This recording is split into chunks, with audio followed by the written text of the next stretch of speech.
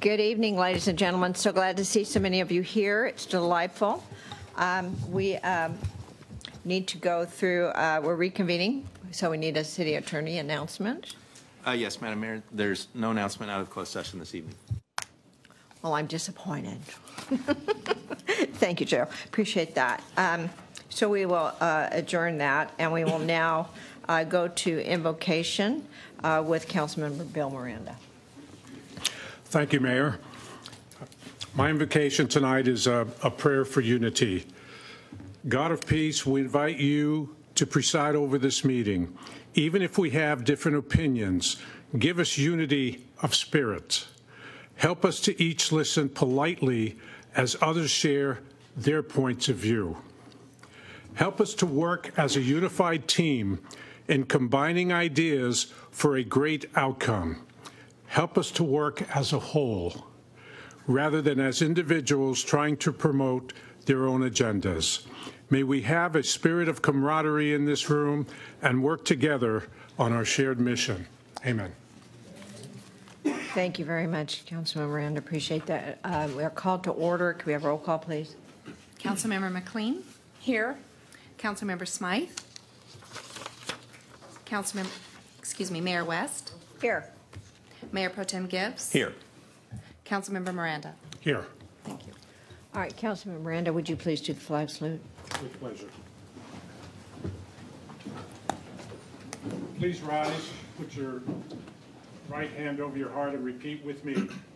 I pledge allegiance to the flag of the United States of America and to the republic for which it stands, one nation, under God, indivisible, with liberty and justice for all.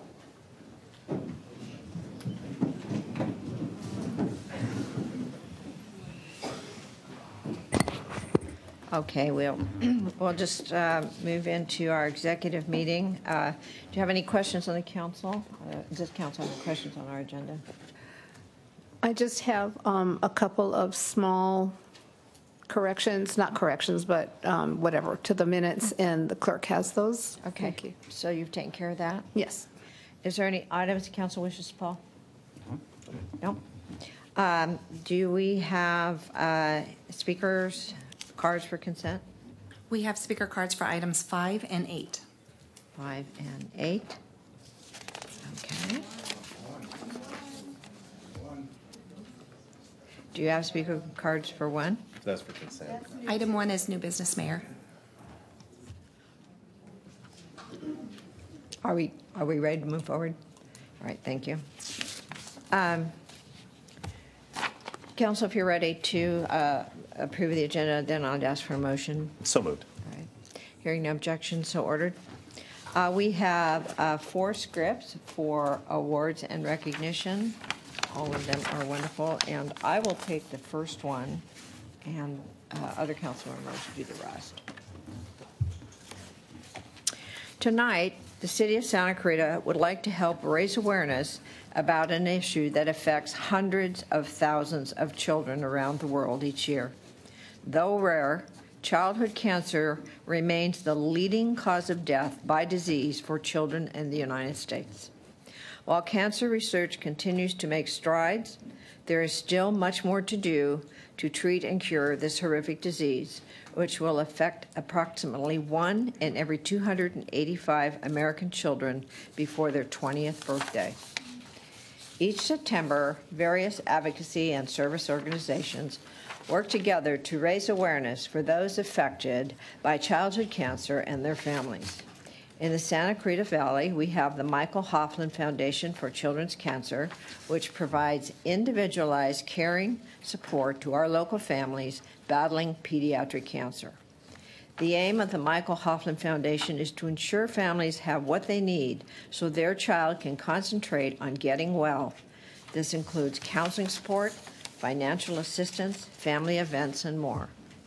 The City of Santa Clarita encourages residents to connect with the Michael Hoffman Foundation and donate time and resources to help families through their journey because kids can't fight cancer alone. You can learn more at mhf.org. And so the City of Santa Clarita proclaims the month of September 2022 as Childhood Cancer Awareness Month. At this time, I'd like to invite up representatives from Michael Hoffman Foundation for Children's Cancer to receive this proclamation, and please say a few words.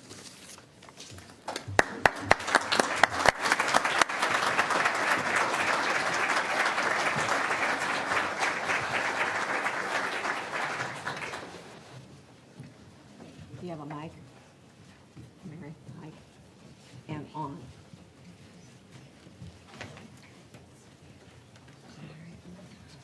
We're going to take a picture, and then whoever wants to speak gets to speak. Come on in. Good to see you both. Take care. All right, we're all going to huddle up and look happy as we can.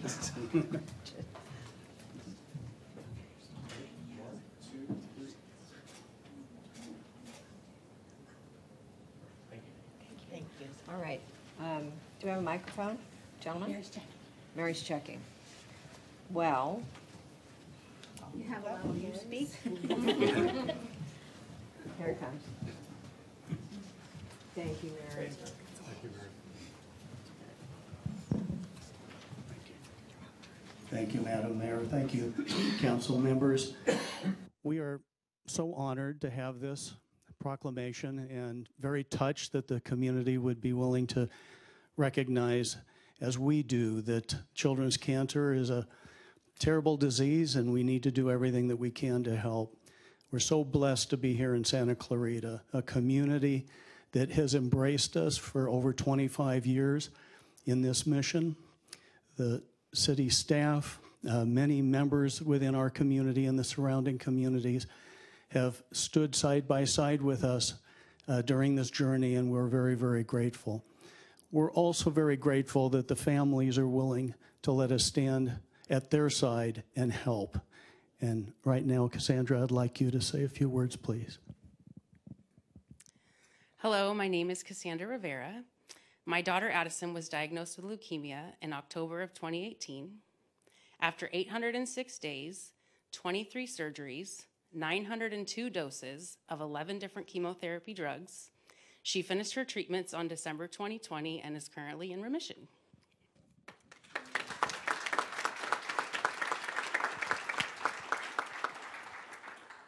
Every parent or family member who has heard those words, "Your child has cancer," has their own unique story. The flood of emotions, the broken heart, the tears, the desperation, and the hope. You'll never forget the time or the place. You might remember some weird details like how cold the floor was when you laid there crying, the smell of the laundry in the garage when your friend held you and prayed with you, or the dress your daughter was wearing that day, the smile on their face as they did crafts in the hospital room with no idea of what's to come. Getting a cancer diagnosis changes everything. Time freezes the day you get that diagnosis and a brand new life begins.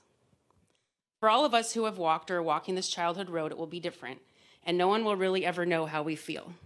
Heck, I'm a few years in and I'm still trying to process how I feel. One of the worst things that ever happened to me during our cancer journey was my boss at the time telling me, "I know how you feel." I had gone to her in tears and I was desperate for a listening ear and support, and I was overwhelmed with balancing work and hospital appointments. After a few hard days and mental breakdowns, I decided to share with her that I was struggling. Instead of offering any help or solutions, I just got a hard, cold, simple, "I know how you feel." Our oncology team at Children's Hospital never said, "We know how you feel."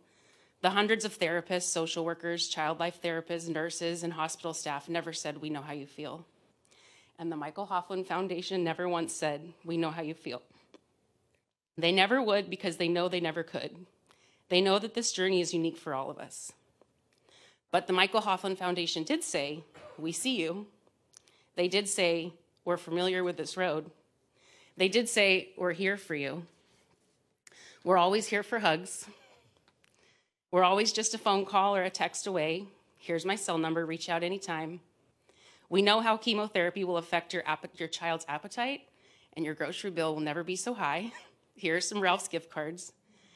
They said, "We know that the best possible medical teams and hospitals are not here in Santa Clarita. We know that you will spend hours on the road for these treatments. Here are some gas gift cards."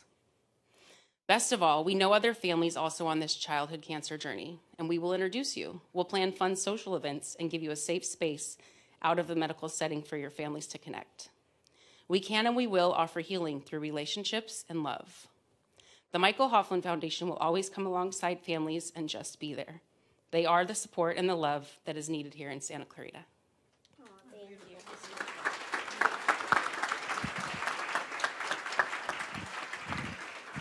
And thank the audience for sharing the support for Michael Hoffman, and we thank you for all the things you're doing for these families and for these children, because without that support, they just wouldn't have anybody to turn to. So God's gift to you and great grace for all that you do. Thank you.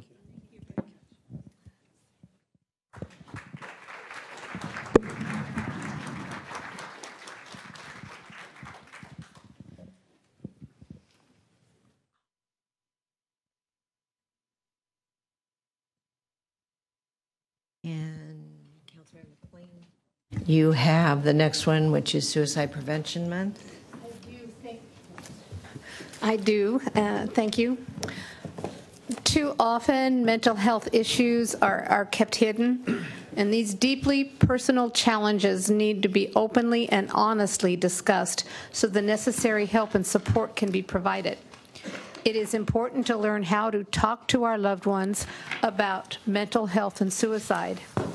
And our city is no different than any other community when it comes to the need to address mental health issues and offer support to try to help to avoid it.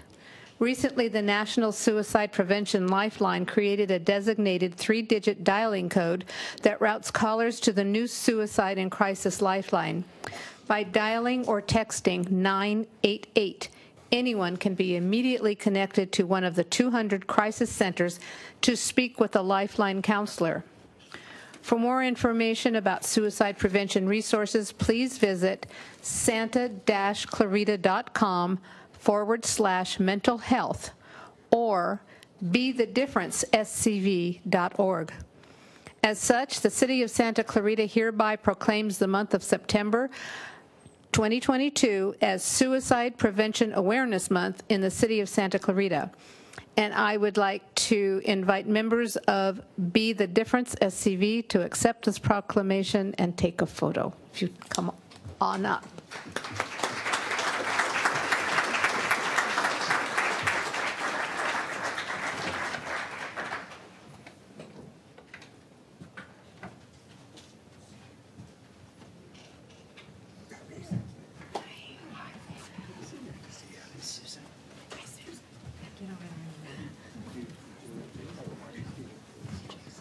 Who wants to hold it?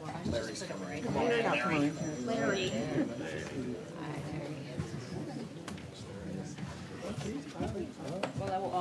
Well, I'll just get in together. Right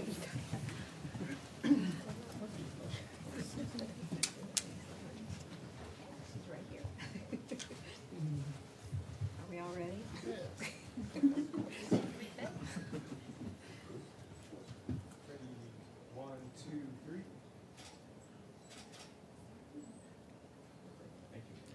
Yeah, we're just too busy chatting to take photos. So I'm Larry Schallert. I'm the chair of the Suicide Prevention, Postvention, and Wellness Committee, and I see Justin Diaz back there, and he should be up here too because he's part of this committee, but you've got to acknowledge the captain. So I want to thank the City Council for doing this, bringing awareness of suicide and suicide prevention and wellness to our community because it's a really important issue. We've last year, the suicides doubled in Santa Clarita thanks to the captain. We track these kinds of things. We track, ages and that sort of thing. So we do really have a problem. We've sort of bent the curve a little bit this year with all the efforts from this committee. So I really want to thank members of the Suicide Prevention, Postvention, and Wellness Committee, many of whom are represented here, from NASW, from the Heart District, from Child and Family Center, from Comfort Keepers, from the Veterans Services, PFLAG, Shared Housing, Santa Clarita Mental Health Center, and some volunteers. It takes a community, including the City Council, the City of Santa Clarita, everyone, the Heart District, school districts, to really make a difference. We have members of the clergy on our committee and others, be mental health providers, Henry Mayo, the press, who's been really good with when it comes to reporting suicides in a responsible way, including KHDS and Signal. We want to, we focus on suicide prevention. We focus on being there after there's a suicide, because we know postvention is a really important way to prevent suicides and to provide the support for people that have experienced suicide, families, friends, school members, and that sort of thing. I want to also thank, particularly today, members of the Signage Committee, which is a subcommittee. Susan's here today, Tiffany's here today, who has been responsible, along with Hope Horner and Georgia from the city, bringing this, and I know it's a whole city thing, including public safety and everything, to bring this sign where we hope to put it up on railroad crossings and bridges and other places. Also thank members of the Lethal Means Committee, like Betsy James from Oak Tree and Jean Dorio, Chris Waldron, Donna DeRubis from American Foundation for Suicide Prevention. We have other committees, you know, like the Be the Difference that we were talking about just earlier, who have designed cards and websites and that sort of thing. But Suicide Prevention Month is a good time to remind folks that it's okay to not be okay, and that there are resources here in the Valley for those that may need services, and that it's good to learn about and know the signs and resources. So we do have cards if people want to see them. We have cards about suicide warning signs and that sort of thing. So again, thank you, City Council. Thank you, Mayor. We really appreciate this effort. And does anybody else want to say, do you want to say something, Susan? Because Susan's been really at the heart of bringing this thing. Well, hello, everyone. My name is Susan Igdaloff. I'm a community member and represent myself on this committee as a community member. I am a retired pediatrician and a survivor of suicide loss. My son, who grew up in this community, died by suicide a little over 7.5 years ago. I'm doing what I can do to raise awareness, and we're starting to kick off our sign campaign. The city has committed to getting this sign posted at designated locations, but we hope to make it much more widely available and encourage those of you, as we roll this out, if you are in businesses or other places, that you can post this to make people aware, because suicide prevention does not really occur at the place and time when the person is ready to take his or her life. It's before that. And so many of us do not know what those warning signs are. And early intervention and ongoing intervention are so incredibly important. So thank you.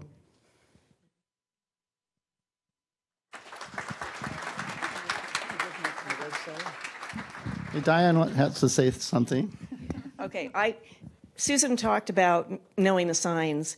We created Be the Difference SCV.org to give you information. There, you can look on that website and look at steps that you can take and signs you should be looking at to see if somebody is contemplating suicide.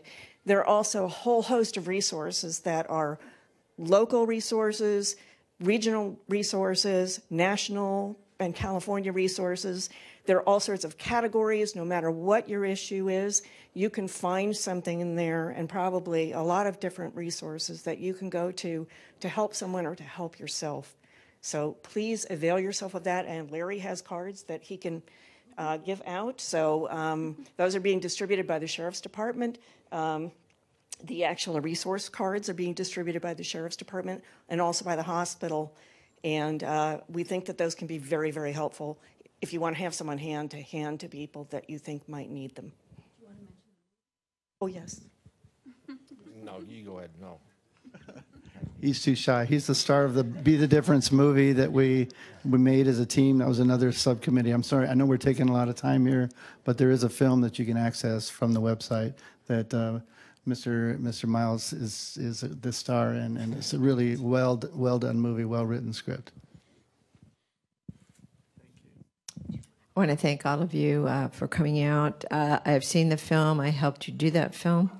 Very proud to have that represent our city, and I would encourage everyone to go and see it. If you have a family member that's in trouble and stressed, don't wait till it's too late. Reach out and get help. It's really important not to wait too long. We thank you very much for all the gift of love and what you're doing here in our community, and we thank you.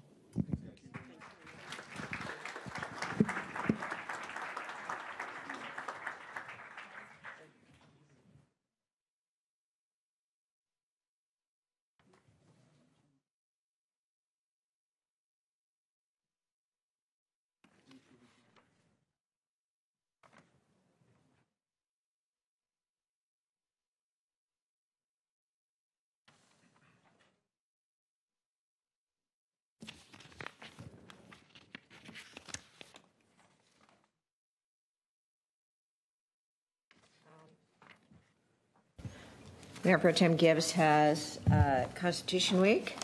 Great. Thank you, Mayor. You're welcome. In 1787, our founding fathers developed a system of government that would guide us for generations to come. Following the Revolutionary War, it became clear that a stronger federal government was needed in America. A constitutional convention was called in 1787 to replace the Articles of Confederation. Signed on September 17th of that year, the Constitution of the United States became the most important document in U.S. history. The document lays out the principles and values of our country. Through ever-changing times, the Constitution was created to maintain the liberties, freedoms, and inalienable rights for all Americans. As we celebrate the 235th anniversary of the signing of the Constitution, we must remember the rights and liberties guaranteed to citizens of this great country. Each year, the President designates the week of September 17th through the 23rd as Constitution Week in America. The purpose of this is to emphasize all Americans' responsibilities under the Constitution and to encourage us to study the events that led to our country's founding. And so, the City of Santa Clarita proudly proclaims September 17th through 23rd as Constitution Week in the City of Santa Clarita. We would like to invite up members of the Santa Clarita chapter of the National Society Daughters of the American Revolution to accept this proclamation and take a photo. Thank you, Mayor.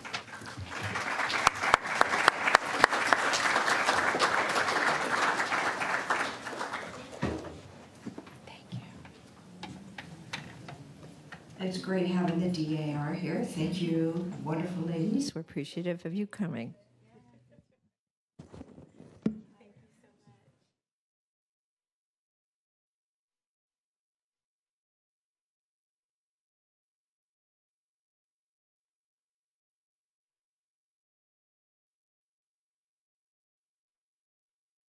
There we go.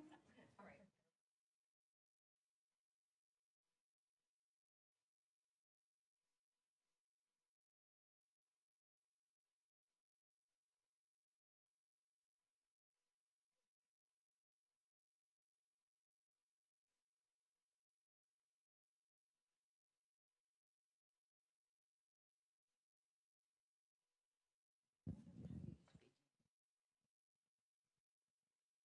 Absolutely. Good evening, Mayor, City Council. Thank you for having us. We are your local chapter. We're the Alicklick chapter of the National Society Daughters of the American Revolution. We were founded here in 1976, yes, believe it or not. We've been here for a long time. We're a nonprofit, all-women's service organization, and in order to obtain membership, you have to have lineal descent from the American Revolutionary War, which is why we wanted to come here today to talk about the proclamation. The U.S. Constitution is what came out of the American Revolutionary War, and I know you heard some very incredible facts about it. We encourage you to continue to look at that. It promotes our goals of historic preservation, patriotism, and education. So we just wanted to say thank you for taking the time to visit the Daughters of the American Revolution.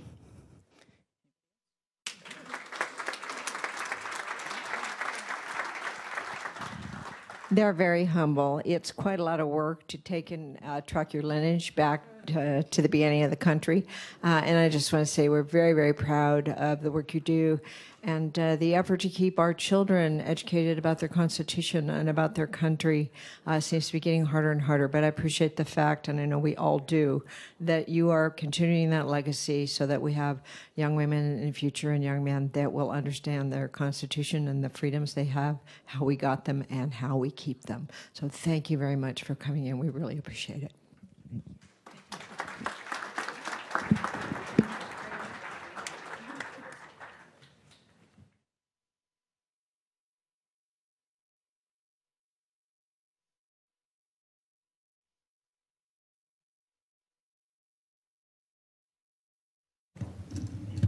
And Councilman Bill Miranda will now present National Voter Registration Day. Thank you, Mayor. Voting was not always a guaranteed right for all American citizens. The United States Constitution, in its original written form, did not specify who could vote. As a result, women, African Americans, and many other marginalized groups were excluded from voting. Through hard work of many Americans, we have seen a number of voting barriers go down. In 1870, great progress was made when Congress passed the 15th Amendment, which stated that rights could not be denied or abridged by the United States or by any state on account of race, color, or previous condition of servitude. In 1920, the suffrage movement achieved the milestone of giving women the right to vote in the United States through the passage of the 19th Amendment. In another act to end barriers, President Lyndon Johnson signed the Voting Rights Act into law in 1965, which banned literacy tests for voting and other methods used to exclude black voters. In 1971, the voting age was lowered from 21 to 18, allowing more Americans the right to vote. We have seen so much positive and promising change throughout the years. The efforts to achieve these great amendments reinforce the importance of registering to vote. Every year, millions of Americans find themselves unable to vote in local, state, and federal elections because they miss a registration deadline, or they haven't updated their registration, or aren't sure how to register. As many as 1 in 4 Americans are not registered to vote, with that figure higher for youth and communities of color. National Voter Registration Day, which is a day endorsed by the National Association of Secretaries of State, exists to help ensure every American has the opportunity to vote. After being founded in 2012, nearly 4.7 million voters have registered to vote as part of the holiday, with 1.5 million people registering in 2020. The City of Santa Clarita is committed to helping residents ensure that their vote counts. With that goal in mind, the city will be hosting voter registration booths at 2 of our local farmers markets. On Wednesday, September 14th, tomorrow, residents can register to vote at the Canyon Country Community Center's Farmers Market from 4 to 8 p.m. Residents will also be able to register to vote at the Old Town Newhall Farmers Market from 8:30 to 1 p.m. on Saturday, September 17th. The city hereby recognizes Tuesday, September 20th, as Voter Registration Day in Santa Clarita. Thank you.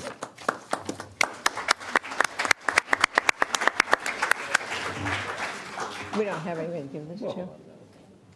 I have a proclamation. And we will hang it up. Thank you very much, Councilman Moran. I appreciate that. We are now going to move into public participation. Thank you.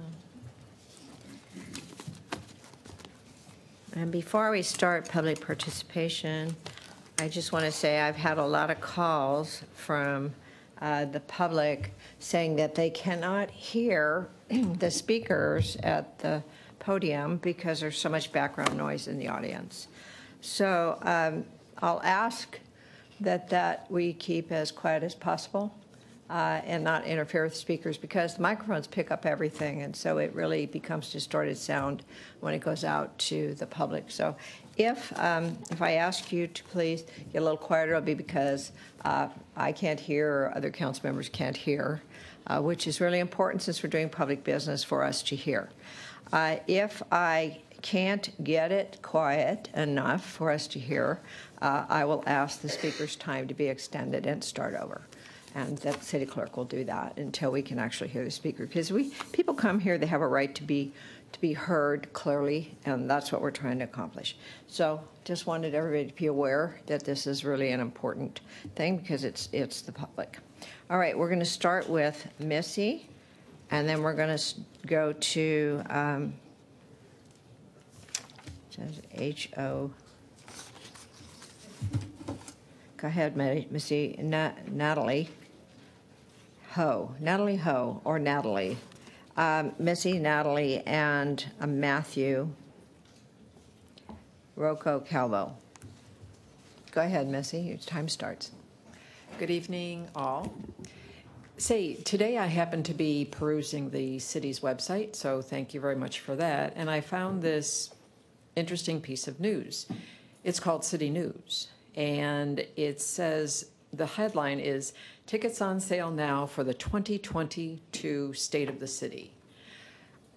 Let me put forth my request at the beginning of this. I request the city to charge no fee for our community to attend this event, which speaks to public information. There should be no fee. I feel strongly it should be free. Let me just highlight the event. It is towards the end of October, and the newsletter, or the city news, says that it has presentations and videos from the city council, and afterwards there's some music and food, etc. Tickets are $35 per person, range from $35 or $40 per person. And I can see for the food, but the information is public. It basically talks about 35 years of the local taxpayers' investment in our city. I'd like to be there. I don't want to be charged an additional tax or toll or fee. Again, I think it should be free. It's public information, and our elected officials are there, and I think this is a really fantastic public forum, which is why everybody should just have access. I also think about how many people have come to this podium, people who have stated they have issues of homelessness, they have concerns of being upon becoming homelessness, people with all kinds of issues, people concerned about our current economy and inflation. And so I'm further thinking it's only appropriate to make this 2022 State of the City event free. I also would ask, in addition to having this event for free, I think it would be wonderful for the city to then, within a city council meeting, perhaps after that point, to come and talk about some of these same subjects in a city council meeting. I think that would be wonderful and a welcome addition to information to the taxpayers. Thanks.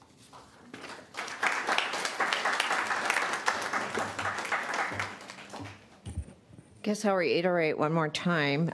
There is no clapping in city council chambers. If you would just show your support by putting your hands up and letting people know, hey, I love it. It's good, but let's do it that way, please. Ask you to do that. Natalie Ho. And Natalie will be followed by Matthew Rocco Calvo. Please come on up to the front as your name's called. Hi, my name is Natalie Ho, and I'm a senior at Valencia High School. I'm also a part of the Sierra Club group and their conservation committee.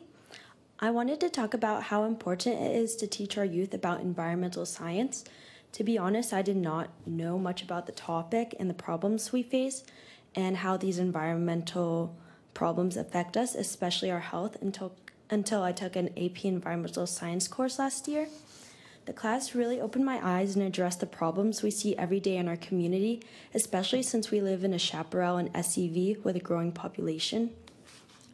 We frequently see fires, droughts, and sometimes blackouts, and people should have the knowledge on why these are happening, the reasoning behind why there's been an increase in fire, why our aquifers are running dry, and why there's been more fuel for fire lately.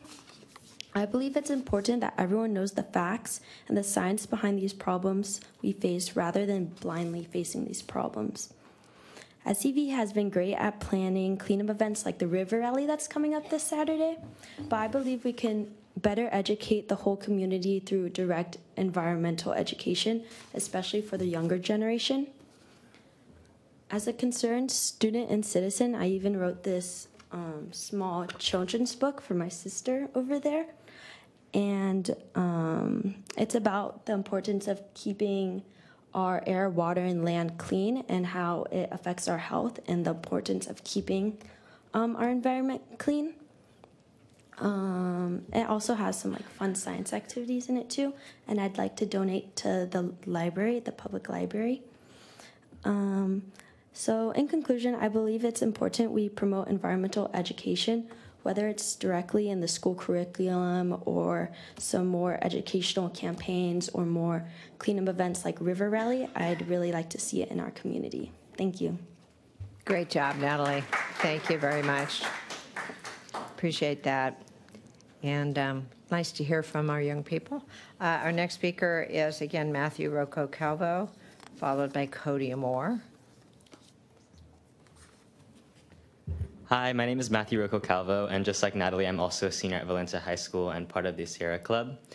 And I just wanted to say that our city of Santa Clarita prioritizes cars and driving over every other form of transportation here, and I think that makes it very difficult, inconvenient, and most importantly, dangerous to people who want to walk, bike, or use public transportation to get around the city. And I, as well as many other of my peers and people I've talked to, have experienced this issue. Just trying to walk around or get around Santa Clarita on foot or by taking the bus just feels dangerous and unsafe. Like trying to cross our many large roads feels like you have to constantly look over your shoulder for cars who may not be paying attention, even if you have the right of way as a pedestrian. And I believe that our city shouldn't allow our citizens to feel like this while simply just trying to get from one place to another. And so I think that as a city, we should really invest in public transportation and pedestrian safety infrastructure to help us solve this problem and allow for people who do not want or may not be able to drive to get around the city. And I think a really big group of people in this city who would benefit from this are students, not just in high school, but in elementary school, middle school, and beyond, because many of us are underage and may not have parents who are always able to give us rides to places. And our city does provide school day bus services, but usually they're very limited and only go once in the morning and once in the afternoon.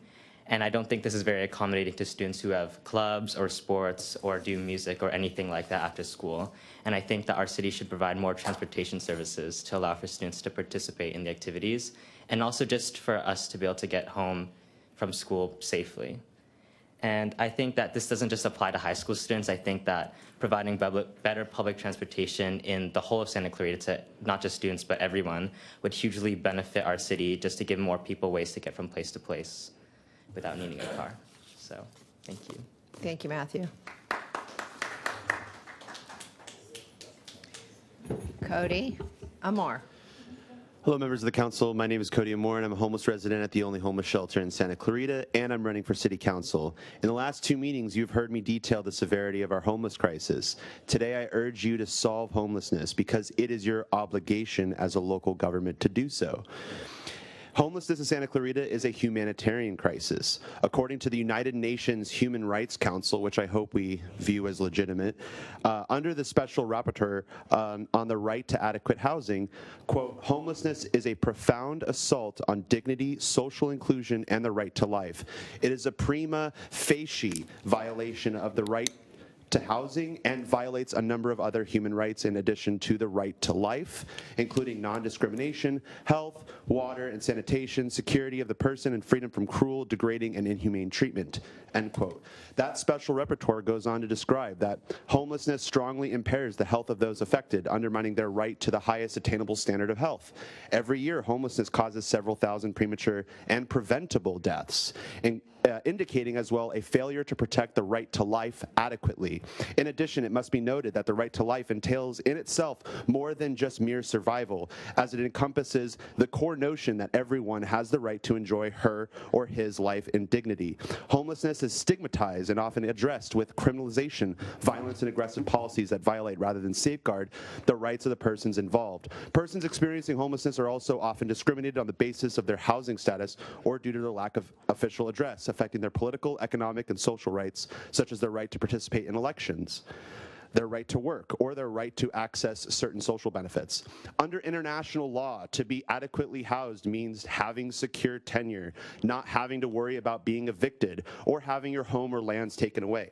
It means living somewhere that is in keeping with your culture and having access to appropriate services, schools, and employment. Local governments are often at the forefront of the struggle for housing and can play a key role in protecting and realizing the right to adequate housing. Adequate housing was recognized as part of the right to an adequate standard of living in Article 25 of the 1948 Universal Declaration of Human Rights and in Article 11.1 of the 1966 International Covenant on Economic, Social, and Cultural Rights. Other international human rights treaties have since recognized or referred to the right to adequate housing or some elements of it, such as the protection of one's home and privacy. The right to adequate housing is relevant to all states, as they all have ratified at least one international treaty referring to adequate housing and committed themselves to protecting the right to adequate housing through international declarations, plans of action, or conference outcome documents. So the right to adequate housing also details that evictions should not result in individuals being rendered homeless or vulnerable to the violation of other human rights. The LA County eviction moratorium is going to expire this winter. So hopefully you have plans to solve this. It's your local obligation, and I think you should do it. Thank you. Thank you, Cody. Our next speaker will be Lauren Valley.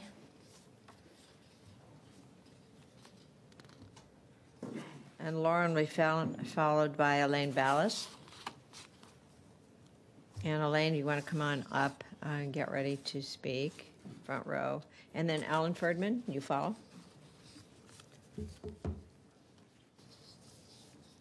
Hi, this evening I wanted to talk about something that happened on August 28th. Spencer Thomas and his girlfriend Ashlyn were driving down San Francisco Canyon when a BMW collided with their vehicle. The BMW was going about twice the legal speed limit. When they collided, both cars were engulfed in flames. Spencer was killed on impact. His girlfriend Ashlyn sustained critical injuries. She's currently undergone multiple surgeries. She sustained burns in the car accident. She's survived, and they're hoping that she makes a full recovery. Behind Spencer's vehicle was a mom driving with her 2-year-old in an SUV, and she saw the whole thing happen. She mentioned to the Signal that she's lived down that road for many years, and she's witnessed many car accidents, and this one shook her to her core, probably because she had her child in the back seat. I didn't know Spencer personally, but I did know his younger sister, Jamie. Jamie is smart and kind, and she's an amazing singer. We went to Valencia High School together, and even when we were teenagers, she would talk about her brother as more than just a sibling, which if you guys have siblings, that brother-sister dynamic is not like that at that age, but she would describe him as her friend even at 16. She's now the only child of 2 devastated parents. They couldn't be here tonight, but I want to talk to the council about precautions that we could put down that road to prevent this from happening to any other family. I know that there's been accidents down there for years, but this is devastating, and I know that it shouldn't take something personal to make you care about something like this, but unfortunately it did. And speed bumps, whatever kind of precautions the city can implement would be greatly appreciated so this tragedy doesn't happen to another family. That's all I have to say tonight. Thank you. Lauren, as soon as we get through our speakers, we'll address that, okay? Thank you. Great, thank you. Our next speaker will be Elaine Ballas. Thank you, Elaine.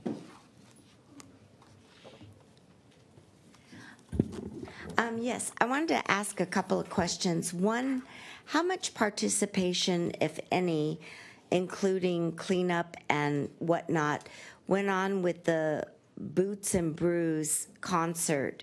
Because they said there were approximately 7,000 people there. And if you just do the math on the figures of the cost and the cost of Brad Paisley at 7,000 people, it doesn't add up. So I wanted to know, was there any costs incurred by the city? And if so, how and to what degree? And how did they get Brad Paisley here at a 7,000 person venue? I mean, his going rate is $1 million a concert.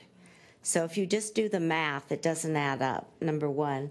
Number two, I agree with Missy. I was kind of confused about why there's a $35 and up fee to go listen to the state of the city. I mean, like the State of the Union, they don't charge you anything if you could get in.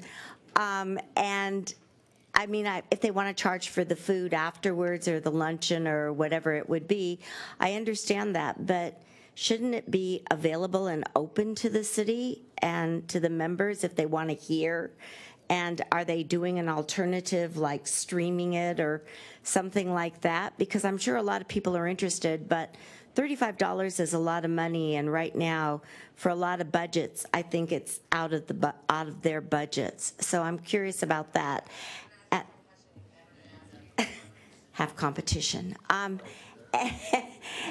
the other thing I wanted to know is about some of the nonprofits that the city somewhat supports, or how they support them, because I'm finding some of them to be not really that trustworthy and not that caring, and the profit, maybe they're not making enough money, but the profit seems to be going to them as opposed to helping people and members in the community. So I would like to know what that process is as well. Thank you. Inquiring minds want to know. Thank you, Elaine. Alan Ferdinand.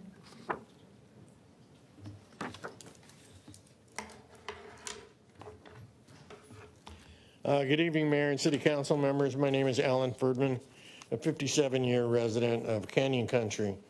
I want to start off with a little announcement from the Santa Clarita Community Council and the Canyon Country Advisory Committee that with the signal scheduling a debate on the third Wednesday of the month, our board decided we're going to move our meeting to the fourth Wednesday of the month. I've already spoke to Mr. Moore and Mr. Malik, and they will be attending. But you guys, if you want to change the dates from October to the fourth Wednesday of this month, that's perfectly acceptable. And of course, I'm still waiting for Lorraine to tell me when she wants to show up. But anyway, that's what's going on. You know, at the I start already of the meeting, confirmed, Alan. I like what you said, Bill, but at the same, and I appreciate Lorraine talking about how people have a right to speak. But I got to tell you what, and this comes from me. I'm not representing anybody. This is my opinion, and my opinion alone.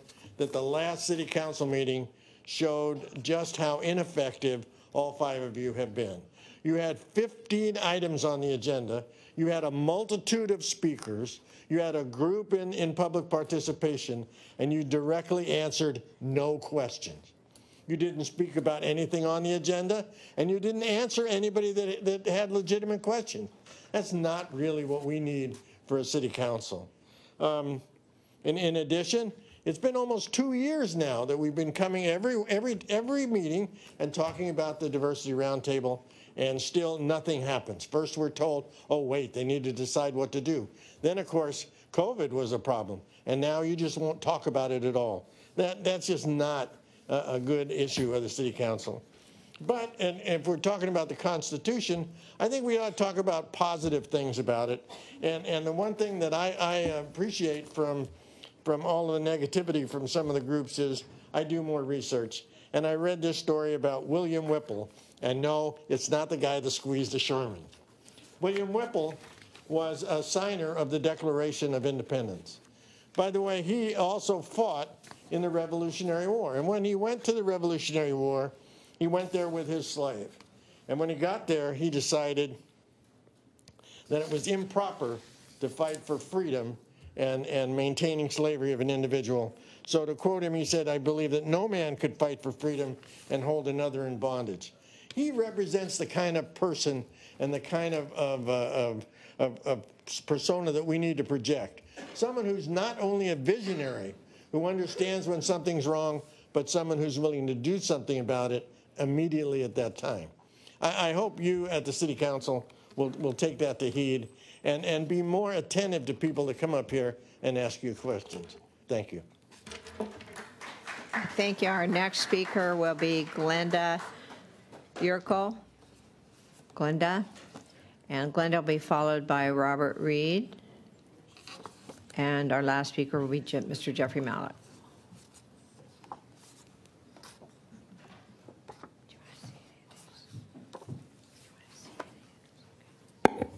Good evening. This has to do with you guys, but it also has to do with a candidate that's running for council. This is addressed to Mr. Malik. I would have to believe everything that you stated on your video a few weeks ago has already been discussed at the previous meetings. In your video, you stated how upset you were in finding a young lady dead in her home. According to you, it had to do with bullying, and an issue no longer discussed or handled in schools, thanks to CRT and SEL. One wonders how this really happened. Ask the teachers union. I found myself in front of a young man who committed suicide from overdose, actually. What a difference between both these young dying is there. I blame the schools for these deaths. At one time, we did have bullying, which was not allowed. In 2008, that was removed.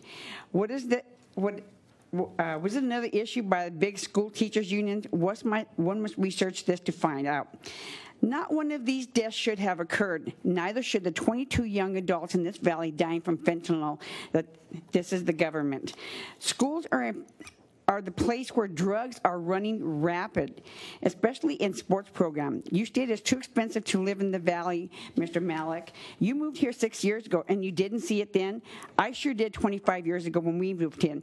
We do not have the opportunity to have our parents sell their home so you can buy your own. You complain that Mr. Miranda was not returning your calls. Try getting an apology from him. You state you're not a politician. However, when you get in office, you will advocate for Planned Parenthood and LGBT, whatever. Why not be an activist for our children in this valley? Wouldn't that be more appropriate? And this is from a friend of mine. It says, I don't understand the LGBT community choosing to support abortion. Our love cannot create. We have been divinely punished by the Creator and must live with the sin.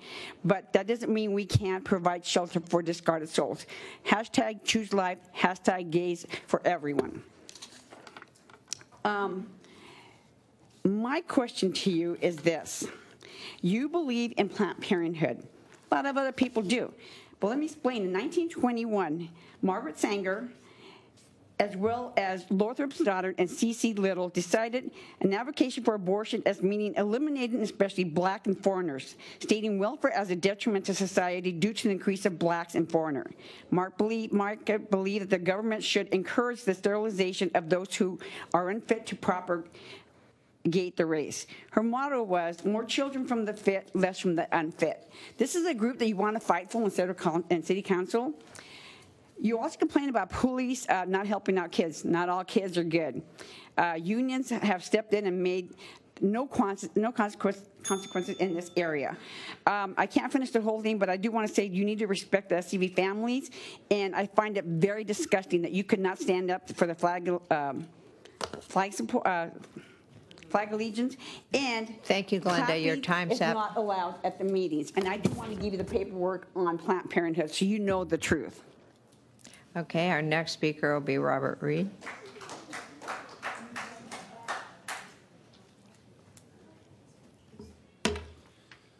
Thank you. All of us have special ones who have loved us into being. Would you just take, along with me, 10 seconds to think of the people who have helped you become who you are? 10 seconds of silence. I'll watch the time for you.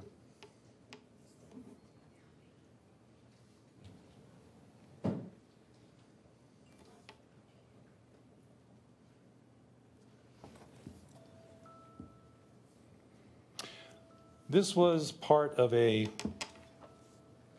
acceptance speech by Mr. Fred Rogers, and it was powerful. The audience was at first, trying to turn the timer off, there you go, was at first not sure what to think. I'm sure you were as well. And Mr. Rogers asked, and the reaction was amazing. I hope you had a similar reaction thinking about people who brought you into this place. Could you stop his time a second? Mm-hmm. I know everybody's going to want to hear you and see you, so you need to look at us. Oh. Otherwise, the people out in TV land can't see or hear you. Oh, I didn't realize it was on TV. Yep. There, Thank you very much. Go ahead. You start his time. I'm here to ask, I'm here tonight to ask for what you were doing 46 years ago. Some of you may have been young children. Some of you may not have even been around, maybe even born yet. Imagine doing something for 46 years that involved over 1,150 4th, 5th, and 6th graders. Just the thought of that's overwhelming. Kids asked to remember lines and songs and movements.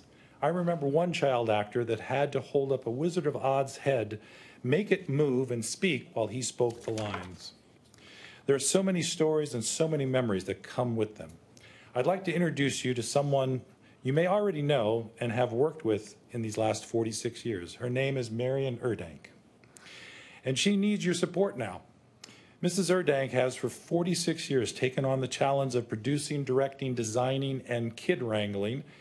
She has had help from parents and student staff, but the buck stopped with her, as they say. The purpose of me being here tonight is to ask the City Council to help Ms. Erdang continue with working with the kids of Rosedale Elementary and possibly other elementary schools. This year, the Saugus Union High School District has decided to change their after-school program requirements and policies. The new director of this program was not even aware of the work Ms. Erdang had been doing during these last 46 years at very little cost to the kids and the families. Everyone was invited at Rosedale to audition, and she bore the brunt of the cost. The ticket sales helped and other small donations were given, but as a labor of love for Marion, and I for one cannot buy and see the kids disappointed by the school district that did not even check into what was already being done. So I'm asking the City Council, if there was a possibility that the Arts Council, the City Council, could offer her some free rehearsal space and theater space, and so she can help these kids continue with the 46-year tradition. Got your request. Thank you. And our last speaker will be Mr. Jeffrey Mallett. Okay. Hello, everyone. I'm apparently famous already. Everybody keeps talking about me in the meetings. I don't really have a planned speech as I normally would today. I kind of want to I'll just riff off of some of the things that everybody's been saying. Bill, actually, you had a great invocation about unity, and I would like to capitalize off of that. We've now, all of us, been in a bunch of different forums, debates, and everything together, and we've been asked several different questions, several different issues that the community feels is top priority. My thing is, if you look at this agenda, in the past 4 or 5 months since I've been coming here, there's not one thing that the community has asked you in this agenda. There's not one thing. Cody Moore has been coming here now, I don't know how many times, 4 or 5 times, and literally schooling you on what homelessness actually is. It's not in the agenda. If it's a top priority, if it's something that you want to solve, put it in the agenda.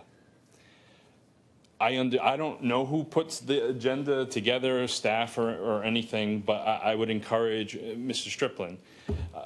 We have a debate on the 21st. I don't know what your plans are that day, but it would be great to see you in the audience, to hear not what we're saying, but to hear what the community is asking, to hear their issues and whatnot that they would like to hear be said. I'm not the only one saying this here tonight, so I'm hoping that it's kind of instilling in you that there is multiple sides of each aisle, right? I may have my opinions on something that is very dear, as you heard somebody talk about today. No matter what, if you're listening to somebody and you're thinking of the next thing while you're listening to them, what are you doing? You ain't listening. So I'm just calling us to action, to all of us, candidates, current council, to actually listen to the community. Everybody here, you keep saying it, Lorraine, don't clap or whatever. We're here to speak. You're here to be heard. Heard goes beyond leaving this room. If nothing is done after somebody speaks of whatever issue they're having inside, family, whatever, if nothing is done after that, you've not heard them. So I'm just call to action on that. If we really want to preach unity, that is what unity is, and it starts with listening. Thank you. Thank you, Mr. Malik. Let us now hear from the city manager on his comments. Excuse me. Thank you, Mayor and members of the City Council. In regards to a few of the comments, it's great, like you mentioned, to see the two high school students here tonight. I'm happy Can't hear you. Thank you. I said, as we address a few of the comments, as you mentioned, it's great to see the two high school students here tonight, and we're certainly happy to connect them with both our environmental services staff to talk about some of the things that we do as a city to enhance and protect the environment, as well as our traffic staff to better understand the actual number of projects and the emphasis we place on pedestrian safety throughout the city. I think they would both be very surprised and happy at what's happening. In regards to Miss Valley, the 828 accident in question is in the county of Los Angeles, but we are certainly happy to reach out to them and see what efforts they will be looking at or may be looking at to improve safety along that roadway. In regards to Ms. Ballas, the Boots and Brews events in which she addressed is a private event, so I don't know what the cost for Brad Paisley was, but whatever that cost was incurred by the producer of the event and had nothing to do with the city other than renting the facility. Yeah, correct. Yes, they pay for all of their expenses. And then the last one, in terms of Mr. Reed's request, we can certainly connect him with Phil Antis to see whether there's any opportunities for space for Ms. Erdang. That concludes my comments. Any comments, Council? Well, I just would like to say I'd like to see the teacher from Rosedale Elementary. She's spent her life doing that. If there's some way we can help them, it helps children. It helps forever. I did want to say a little bit more about San Francisco Canyon Road. So no, it is not under the city's jurisdiction, and we have absolutely no authority over an LA County road. It has always been a dangerous road, and we can't put speed bumps on it or patrol it or do anything else to it. But what we could do is send a letter off to Catherine Barger and let her know there are a lot of concerns. I read the story about that, and I was horrified. I was up there recently and tried to go visit some people. Getting back here was tenuous at best. The cars are speeding 60, 80 miles an hour, more. There is no patrol. There's nothing. It's just terrifying for the people that live up there or that go to visit. So if we could get some attention, some eyes from the county looking at it, it would be helpful. It might be a long process, but at least we could start. I'd really appreciate it. Anything else, Marcia, Council? All right. Yes. Just a couple of things. Natalie, thank you for bringing up the environment. I wonder if you have gone to the city's website and looked up greensantaclarita.com. You would be amazed at the number of things and the amount of information on that. And Matthew, I couldn't agree with you more. We need much more public transportation, and I work long and hard to try to bring the dollars to our city in order to provide that. You know, they tell us we don't listen. We absolutely listen to what you are saying. And regarding homelessness issues, this city cares deeply about our homeless and how to help. We have a homeless subcommittee on which Cameron Smythe and I serve. We have put together a homeless community task force made up of over 30 organizations. The last year or so, we've been working on a resource guide. Many people, whether you're homeless or whether you're a resident, say, what can I do in order to either help the homeless or find out how to get the homeless resources? So we have put together a card. It's a little card just like this, and I have several here if anyone cares to come and get one. You can either use the QR code or you can go to the website where you will find every single organization to help anyone who is homeless or is in danger of becoming homeless. You're right, we have to do something about it, and we are. So those are my comments on that, and I want to just thank you all very much for being here. Well, I just have one more comment, and I'm sure a couple other people want to weigh in too, if they care to. But I'll just ask the city manager, since it was brought up, what we have spent in the last couple years and the work that's been done to come up to speed with Bridge to Home on the homeless shelter issue. Sure. Thank you, Mayor. In the last couple of years, we've worked closely with Bridge to Home to acquire additional property to the Drayton site that they're currently on. Is that the $1 million for land? That's the valued at about $1 million. That's correct. But we acquired a second parcel to enlarge their footprint that would enable them to build a facility that serves the needs that they need. In the interim, we actually moved them out of that facility into a larger facility during the COVID time to our Newhall Community Center, and so they were there for over a year, about a year and a half actually. From there, we assisted in them relocating to yet another facility in order for them to hopefully start construction on the the permanent facility in the very near future. So we spent a couple $100,000 in that process, and more recently, the City Council approved a $2 million grant to Bridge to Home to facilitate the expediting, if you will, the construction of the facility. And did not Supervisor Barger also put forth a $2 million grant to Bridge to Home? That's correct. Right. So we now have $4 million to them plus the $1 million in land. Correct. Okay, and I understand, I saw a letter from you that showed the outline for what they think their starting times were. I guess my question would be, can we check into what we can do to facilitate it to be expedited? Yes. Obviously, we're the government. Yeah, absolutely. So there's no clapping, even for me. I would just really like us to take a look at, we know who the developer is that will do that job. It's a very qualified person. Bridge to Home really wants this done. We really want it done. I don't want to wait longer. I mean, I know that we have to go through the process because we are government, but I think the council, not getting in trouble with the city attorney up here right now, would really like to hear back on what we can do to expedite so that we can get this moved out. It seems to me that that's the logical thing to do. Once you put the money up and the land up, let's get it done so that people can feel secure knowing that this is coming about. And those are my comments.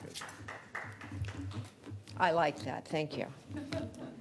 All right. That will conclude public participation for the moment and the city manager comments. So now we'll go on to committee reports.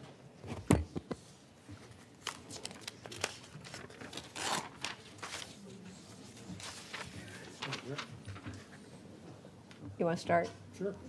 Start. Okay, I want to talk about the upcoming River Rally. The 27th Annual River Rally Cleanup and Environmental Expo is this weekend.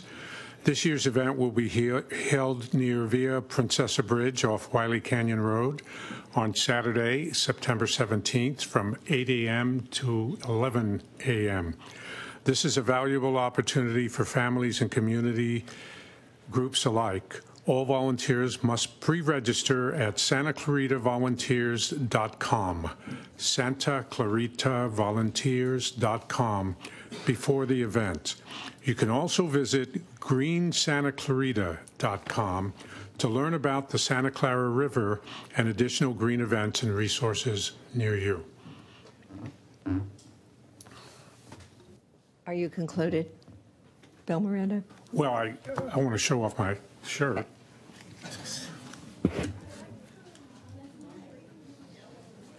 All of our volunteers get one, right? Yes, they do. Okay, well, volunteer and you get a shirt.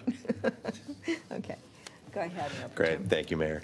Just a couple quick things from me. Want to give a special thank you to Sulphur Springs Elementary, who invited me out to speak and partake in their ribbon cutting for their new inclusive playground and classrooms buildings at Sulphur Springs Elementary. So thank you, Dr. Kawaguchi and the entire Board of Trustees for having me out there. I know all the Mustangs are very excited about the new building and the new playground out there. It looked fantastic. I also want to make just a quick comment so everybody knows the 10th annual Santa Clarita Valley Charity Chili Cook-Off is returning here in 22. This year it's going to be held at the new MB2 entertainment facility, and they've graciously stepped up to be the title sponsor, and we'll have lots of amateur chefs coming out and community members to compete for that best chili trophy. Be lots of fun activities while you were there, and they're going to be supporting a program called Fixin' Fido, and it was started in 2017, which raises money for spay and neutering surgeries for low-income residents of Southern California to help with pet populations. And the event will begin at 5:30, and you can find more information online, so I hope you'll all join us. And the last thing I wanted to mention was we have coming up here soon is inviting our nonprofits to take part in the informational meeting here at City Hall for community services and arts grants. So the City of Santa Clarita is inviting nonprofit organizations interested in learning more about the 2023 grant cycle of the Community Services and Art Grants Program to a webinar via Zoom on Wednesday, September 21st at 10:30 a.m. This program will once again make funds available to nonprofit organizations that provide community and art services to Santa Clarita residents. For the 23 cycle, your City Council increased the available funding amount to $200,000 to help support one-time projects, program enhancements, and pilot programs. This meeting is highly recommended for all nonprofit agencies who are interested in applying. It'll include details about the program, your timeline, your funding availability and eligibility, grant categories, and other criteria. So if you want more information, please, on the city's community services and arts grant program, including Zoom information, required materials, and guidelines, visit santa-clarita.com/grants. Thank you, Mayor. Councilmember McLean? Keep forgetting to do that. Hi. My focus this evening from my comments was actually to tell you how you are able to access information on just about anything happening for the city. So all you need to do is go to santa-clarita.com. You can get actual facts and become knowledgeable about how to volunteer, how to get a pothole or graffiti taken care of, a link to the resource guide on homelessness. You can sign up on e-Notify to receive emails on upcoming meetings. So you don't even have to write them down on your calendar. You can receive the emails on upcoming meetings and get access to the agendas and such. So I hope that all of you out there and all of you out there in TV land will take advantage of that, because that's always been a priority of mine, is how do we get information out to our residents. And I want to mention something that is extremely important for our children. The City of Santa Clarita is proud to present the 2022 Parent Resource Symposium entitled Chasing the High. Parents, guardians, teachers, and youth are invited to attend the free event on Friday, September 23rd at Santa Clarita City Hall. The event will commence with a parent resource fair at 5:30 p.m. in the Carl Boyer Room of City Hall, followed by a presentation at 6 p.m. in council chambers. The 2022 Parent Resource Symposium will be moderated by Captain Justin Diaz of the Santa Clarita Valley Sheriff's Station. Expert presenters will include detectives from the Juvenile Intervention Team, members of the Mental Evaluation Team, and student resource deputies. Each speaker will offer crucial insight into drug use in our teens, the increasing presence of fentanyl, what parents can do to protect their children, and the impact drugs currently have on our community. Spanish translation will be provided during the event. Additionally, the symposium will be live streamed on the city's Facebook page. For more information, please visit DFYINSCV, that's defyinscv.com/parent-engagement. You will not spend 1 minute anywhere that is as valuable as this symposium. So I really, really urge you to please do attend with your kids, with your with any of your relatives. Thank you. Does that conclude your comments? Yes. Thank you. Well, I have a couple things. I wanted to share with you the amazing opportunity we all had at the Cube this last weekend. I was there and watched the skaters who were competing in the National Solo Dance Finals. It was a 4-day competition. We had Figure Skating Club of Southern California. There's 2 winners, top-ranked skaters, who did shadow dancing. These 2 young ladies were from Utah, and they competed. And it was very wonderful to see the youth and the competitive athletes that will probably, a lot of them, achieve Olympic opportunity. And we were full of about 350 visitors at this event. People were enjoying the skating. There were photos on the Zamboni, the Olympic rink, even had a contortionist performance.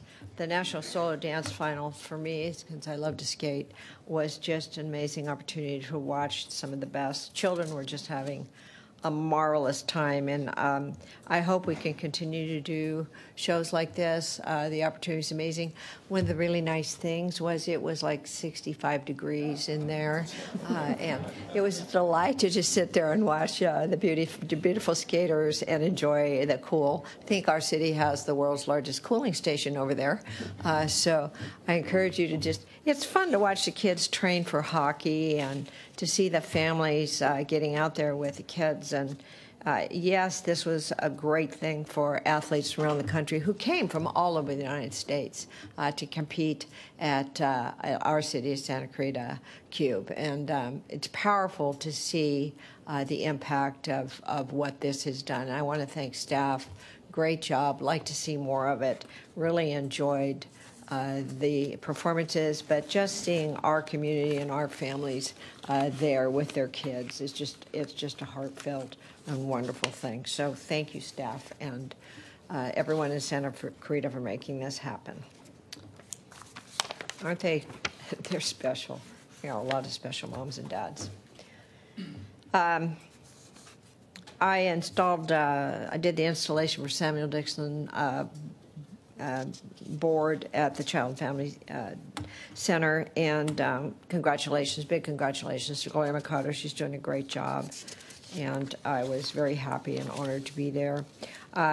Big shout out to Jim Lentini. I went out to the Elks Lodge, an Elk member, and enjoyed the car show, but Jim Lentini got the prize for his 1952 Olds 88, which he said had been in a field for like 18 years, and he completely restored it inside and out. What a labor of love. Beautiful vehicle. So he was very, very happy to receive a trophy for that. And had some boutique stores open up. Sheikah's boutique over in the mall opened up. We have some new businesses coming. It's really heartfelt to see some of these stores start to fill back up. So I was thrilled about seeing that.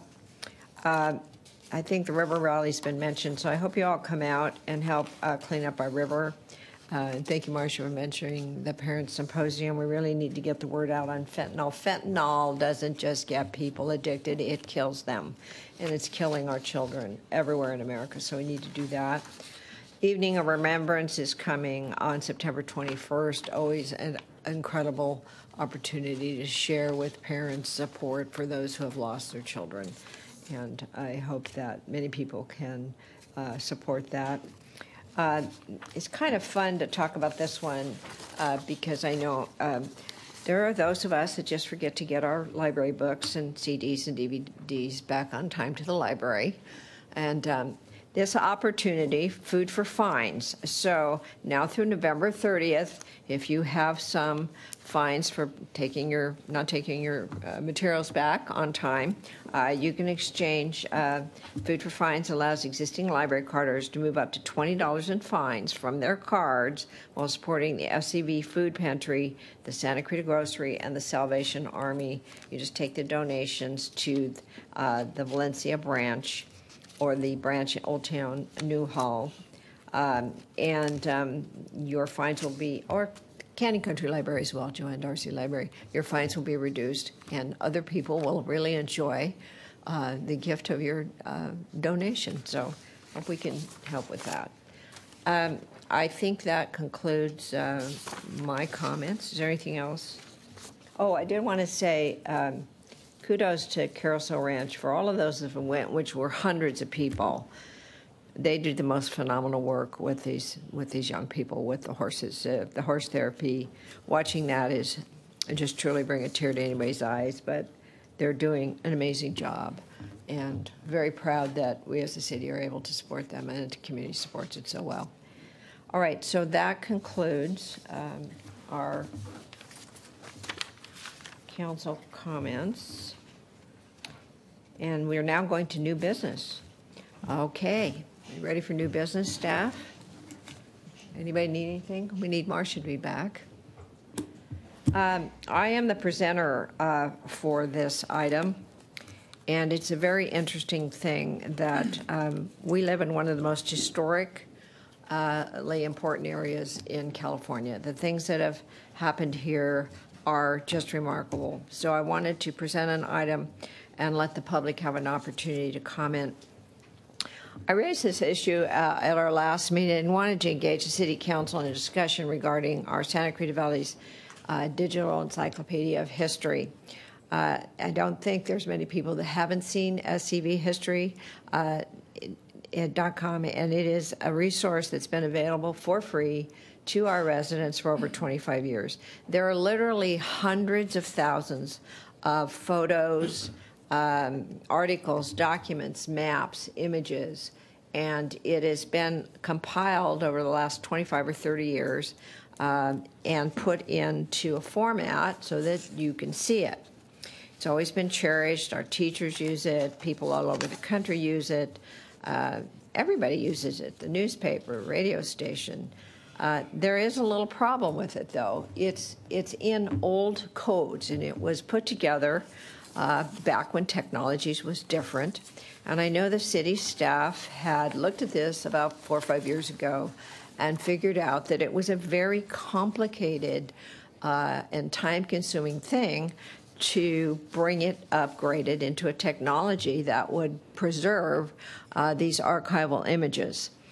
And since it is archaic coding language, it's so archaic that it predates the creation of Google.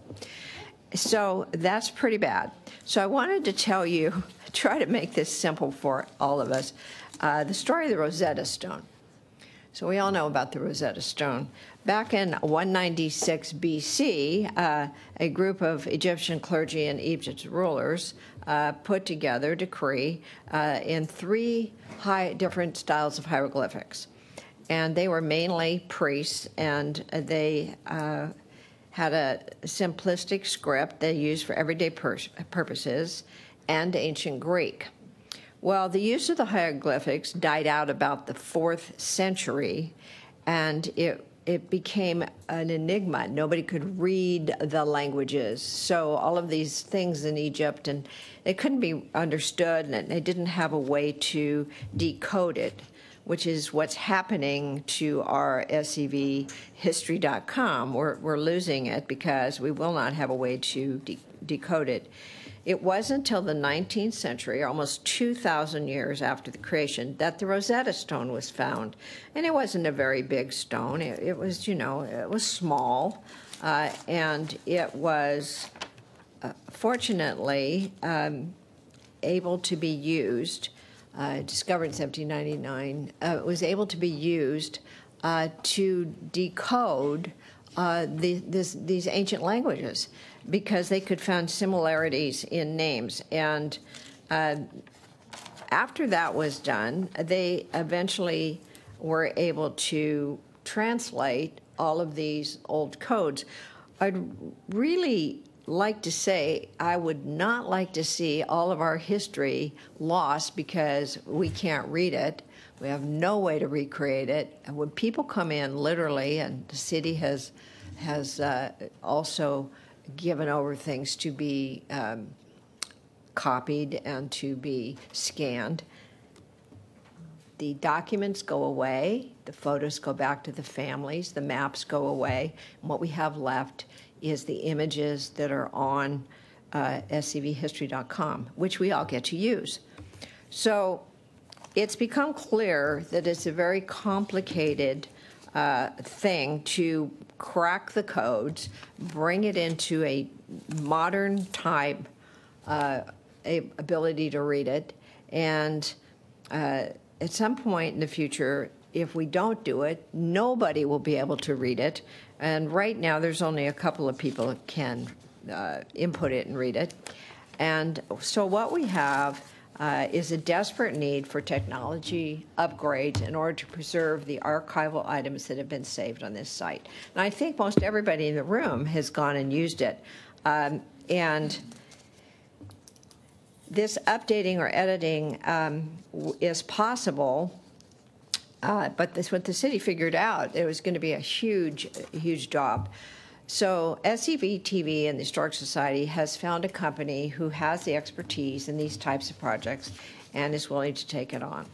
They have actively pursued grant opportunities to fund and have finally identified a competitive grant through the National Endowment of Humanities that is very promising. We don't have much time left before the application is due, and SCV TV is calling upon the city for financial support to help fulfill, the NEH match requirement. This is an opportunity for this city council to save our history and promote the preservation of our local history and allow further history to be put in that would always be able to be read. The most important thing about this is, if approved, the contents of SCV history could thrive and truly flourish under the institution of the Santa Clarita Public Library, which is actually positioned to handle large databases, and then everybody can use it, which everybody's using it now, but you won't be using it long if we don't get it translated.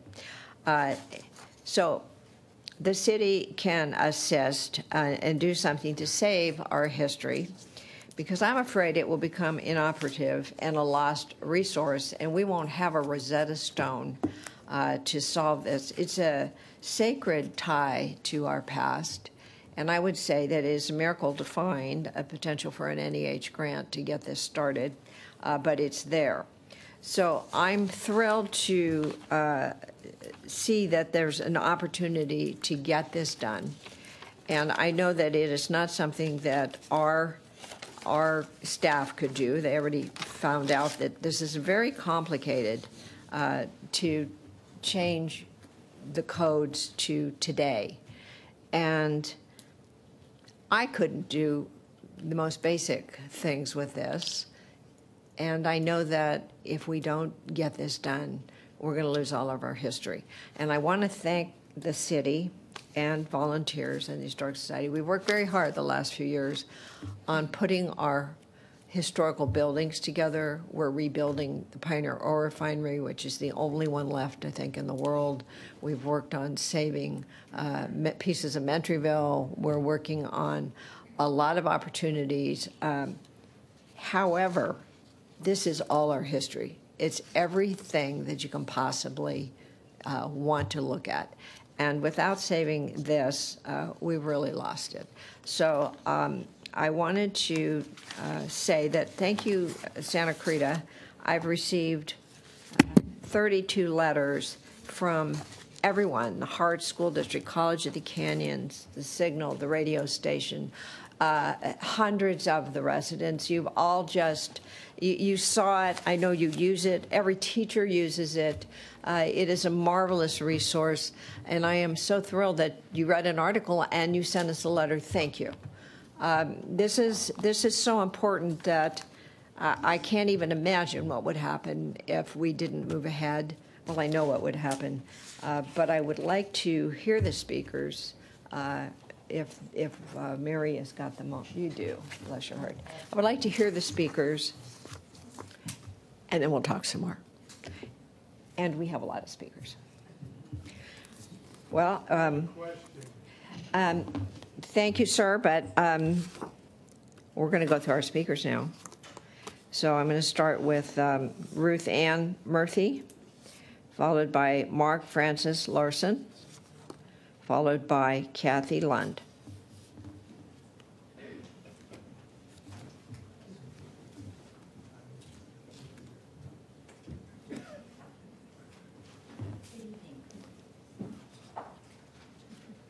Can't get up close to the microphone. Okay. I want to thank you for allowing me to speak about SCV history. My name is Ruth Ann Murphy. I'm a retired teacher, and currently I am a docent at the Santa Clarita Valley Historical Society and a docent naturalist at Planned Canyon Nature Center.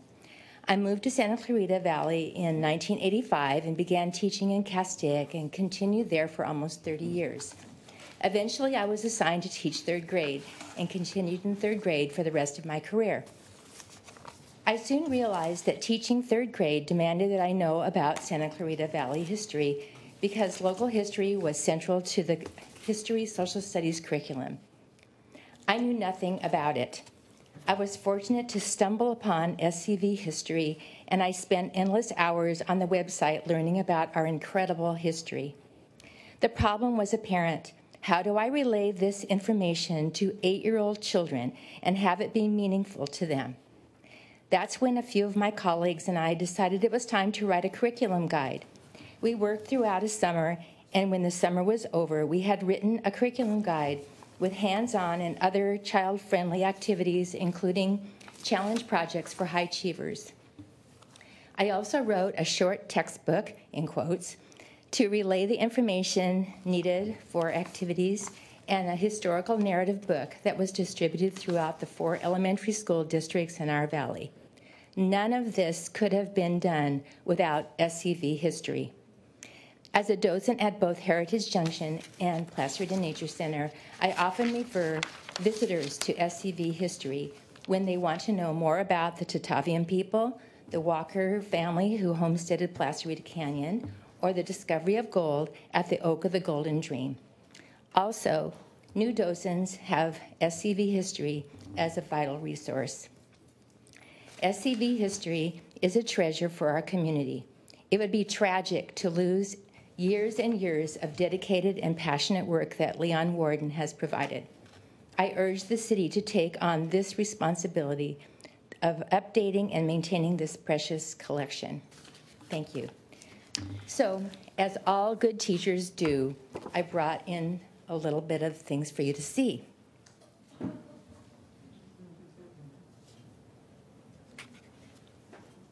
This is the curriculum guide that we wrote. It's almost 300 pages long. It has background information for all the teachers that don't have quite as much craziness as I do. And it has all kinds of activities and art projects and all kinds of things. And I'm really proud of it. I feel like this is what I left Castaic Union School District. Okay, I'm going. And I'm going fast. So, and then I wrote this little book about how the Santa Clara River saw the history, and a little textbook. So thank you for your consideration. Thank you, Ruth Ann. All right, our next speaker will be Mary Frances Larson.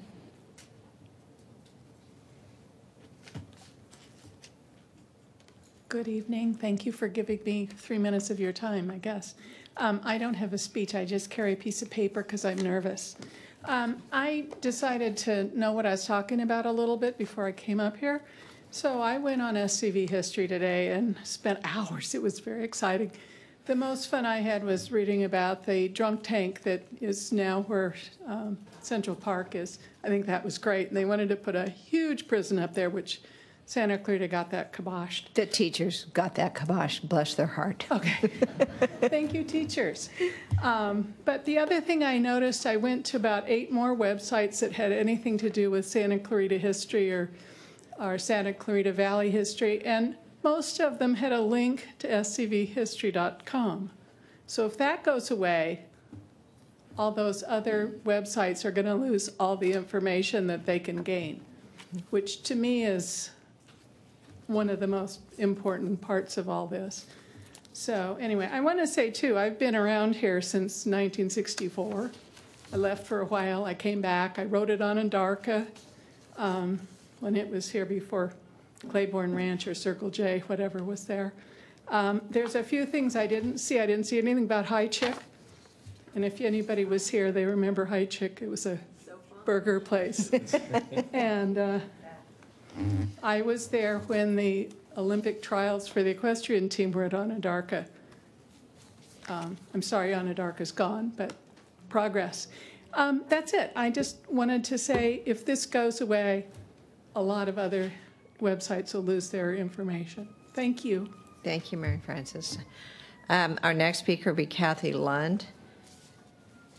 And then Kathy will be followed by Stephen K. Peoples. Good evening, Mayor West and council members. My name's Kathy Lund, and I would like to encourage you all to approve the grant funding to help the SCV Historical Society upgrade their archiving system. I ask this as a recently retired, after 25 years, elementary school library media specialist who directed teachers and students to the site for 3rd grade local history reports.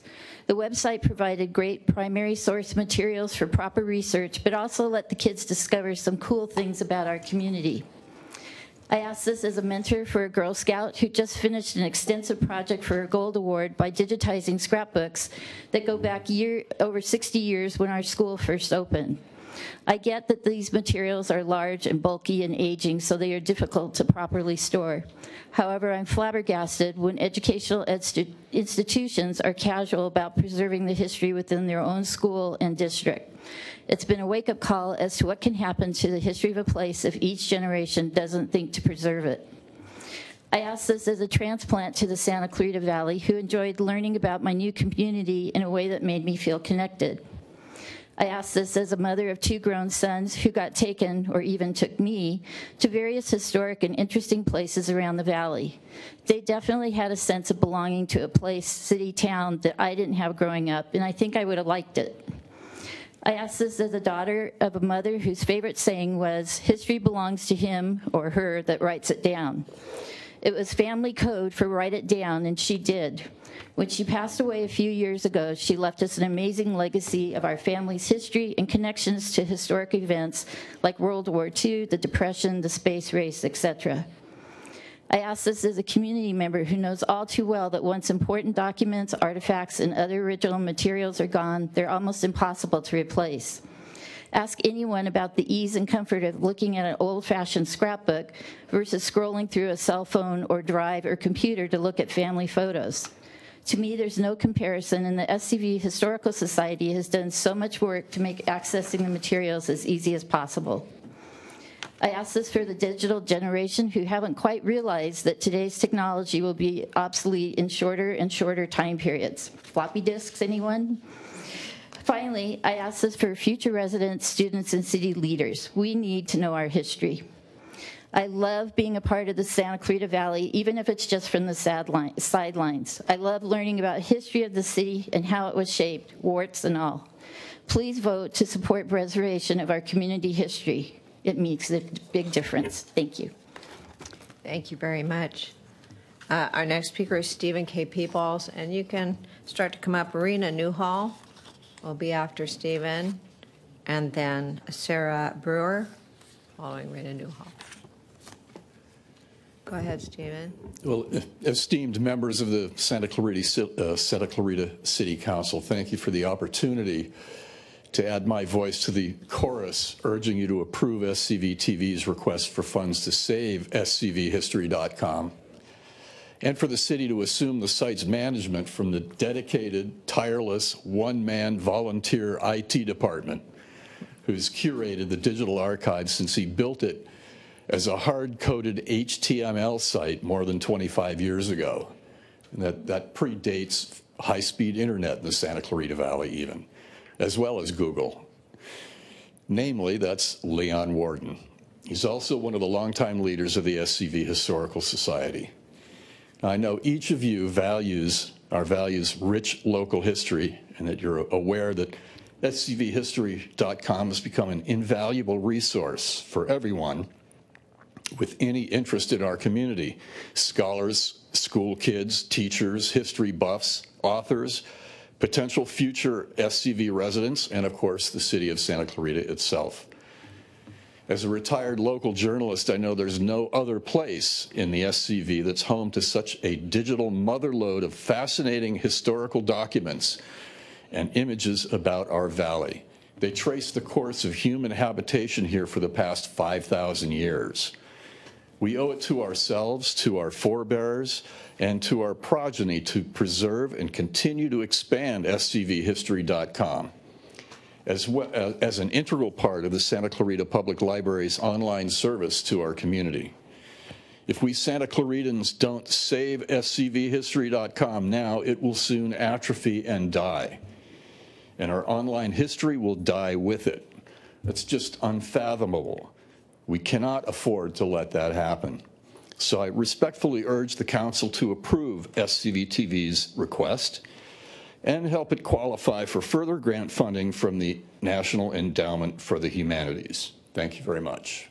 Thank you, Stephen. Appreciate that. Rena Newhall, so good to see you, my dear.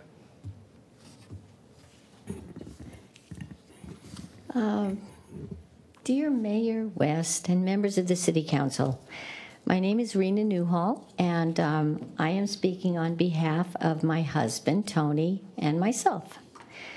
We both arrived here about 54 years ago. The only one that was longer was Alan Ferdman. And we came here from opposite ends of the world.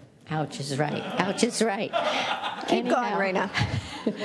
He's from San Francisco. I'm from New York. And when I first arrived here, I couldn't believe this place. I mean, it was rural and it was just shocking. But now, I love it here. I'm not leaving. I'm not going back to New York or anyplace else. I'm going to spend my life here. Anyhow, more than 25 years ago, a selfless local individual named Leon Warden took it upon himself to start researching our past and documenting our current history. He was a one-man show who dedicated himself to the preservation of information for the good of us all. But now time is of the essence. As our computer coding is old and antiquated, and Lorene did it really well. She said everything I was going to say, so I won't. Thank you, Rena. And early pages of type on our computer will no longer be readable. Everything is becoming obsolete.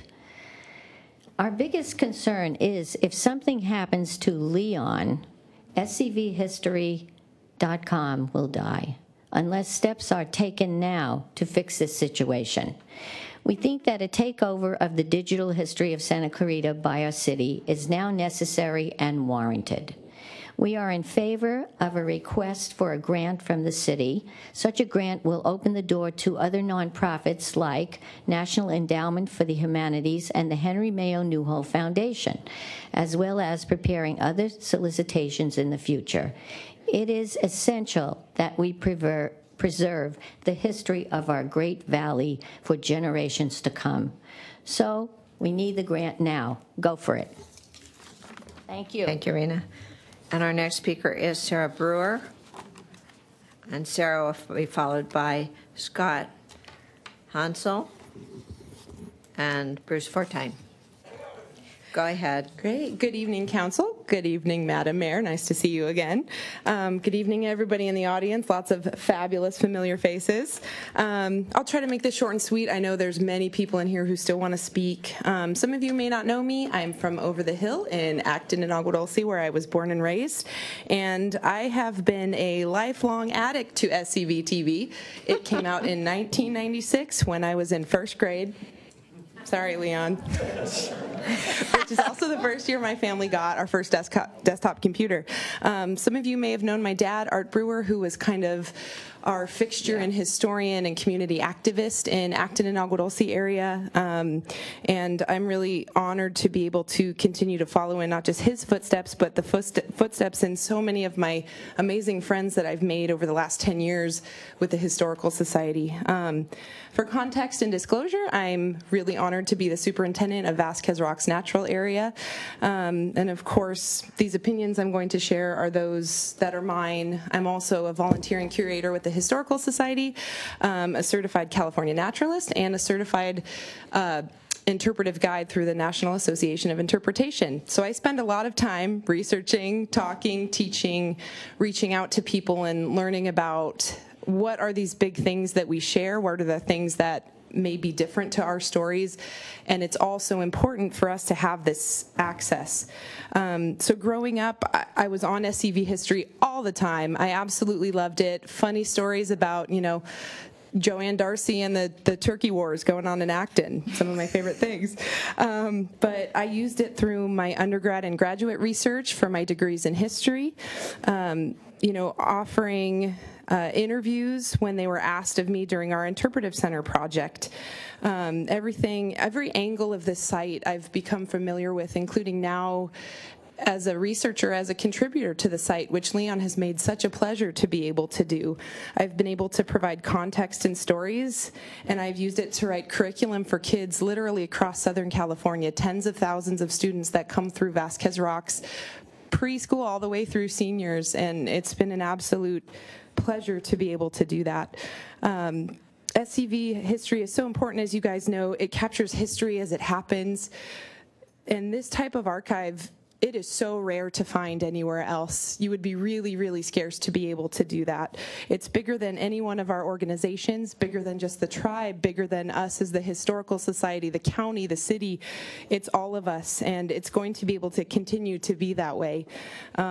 So I ask all of you to be able to continue this access and inclusivity that has served every person probably in this room at one point, maybe, you know, more some than others. But being able to give people this outlet would be something that we could never thank you enough for. Thank you. Thank you, Sarah. Our next speaker is Scott Hansel. Scott's followed by Bruce Fortune, followed by Jim Ventris. Madam Mayor, members of council, I know many of you previously and met many of you previously. My name is Scott Hounsell, and I used to be back when Cameron was on the assembly, a staff member for him. Anything that is important enough to drag me out of underneath a rock to get me out here to speak is something like this for the Historical Society and what's going on with the history here in Santa Clarita. I am a history buff. I've long been caring about history, and though my research or my time here in Santa Clarita has been several decades long as far as work, I'm only a 6-year resident of this wonderful city. In being a 6-year resident, only did I come to know of the research and the rich historical background of the city, as my sister was, who is one of the leading experts on the St. Francis Dam disaster, was doing a lot of the work, and she was letting me know about all these things that are going on, and I got so interested in it, and I'm now a true believer. I think that we need to have these resources available. Leon has done a great job over the last several decades of preserving this. I brought my son along today to be here with me because he's learned about all this history from this resource at school. The teachers in the valley do this. He's now in 7th grade at Arroyo Seco, and I'm sure that as he continues on, this resource will be used by teachers in both middle school and high school as he continues to go on. My daughter is a 5th grader at North Park. She'll continue to go through this as well. So I highly encourage that the city approve this funding and approve this matching funds for this grant. I really appreciate your time today, and I won't speak any longer so we can get other speakers up here, but thank you so much for your time, and have a great night. Thank you, Scott. Thanks for bringing your son. Bruce Fortune. Gosh, I wish I could talk that fast. I can't do anything that fast. Take your time, okay? Take your time. You got 3 minutes. I just want to talk to you about history. And I guess you can say that I am part of the history of this valley. That's true. My family moved here when I was in 6th grade. Don't do the math. That's not fair. And I went to William S. Hart Junior High School. Not many people remember that. William S. Hart High School. And from there off to college. One of the best things, the best thing in my life, is being one of the 5 founders of College of the Canyons. We started out with 400 students, and history brought us up to today. We now have 32,000 students. Wow. And when you talk about the history of the Santa Clarita Valley, one name is very important, Shelby Jacobs. Shelby was 3 years ahead of me, and he was one of my role models. He was an outstanding guy. He was a track and field star, he was a football player, and he was a straight A student. And he tells that story of going in and talking to the principal of the high school, and he said, "Well, Shelby, well, what do you want to do?" And he said, "Well, I want to go to UCLA and be an engineer." And the principal said, "Well, Shelby, there are no black engineers at UCLA." And he said, "Well, I'll be the first." And he was. And he went on to work for NASA, and there was an invention that he had developed, a camera that is on every space launch. When you see the ground, that's Shelby's camera. Wow. And we're inviting Shelby to come out and speak to our high altitude space program students at the college. Unfortunately, he passed away a week ago. And so I'll be attending and speaking at his funeral.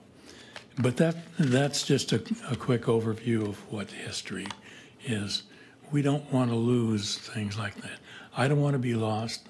You don't want to be lost. You want your story to be available to future generations.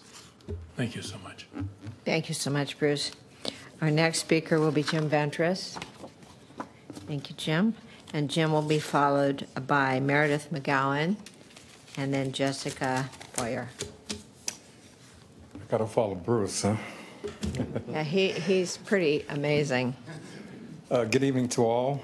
My name is Jim Ventris. I came to Santa Clarita in 1985 as the executive director of the Boys and Girls Club and survived 29 years in that role. One of the many things I've enjoyed over the years is learning the history of the SCV.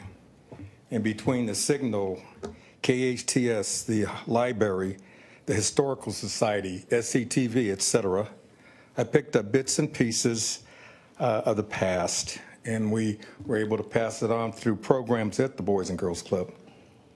But it seems that scvhistory.com has the online archives of Santa Clarita history.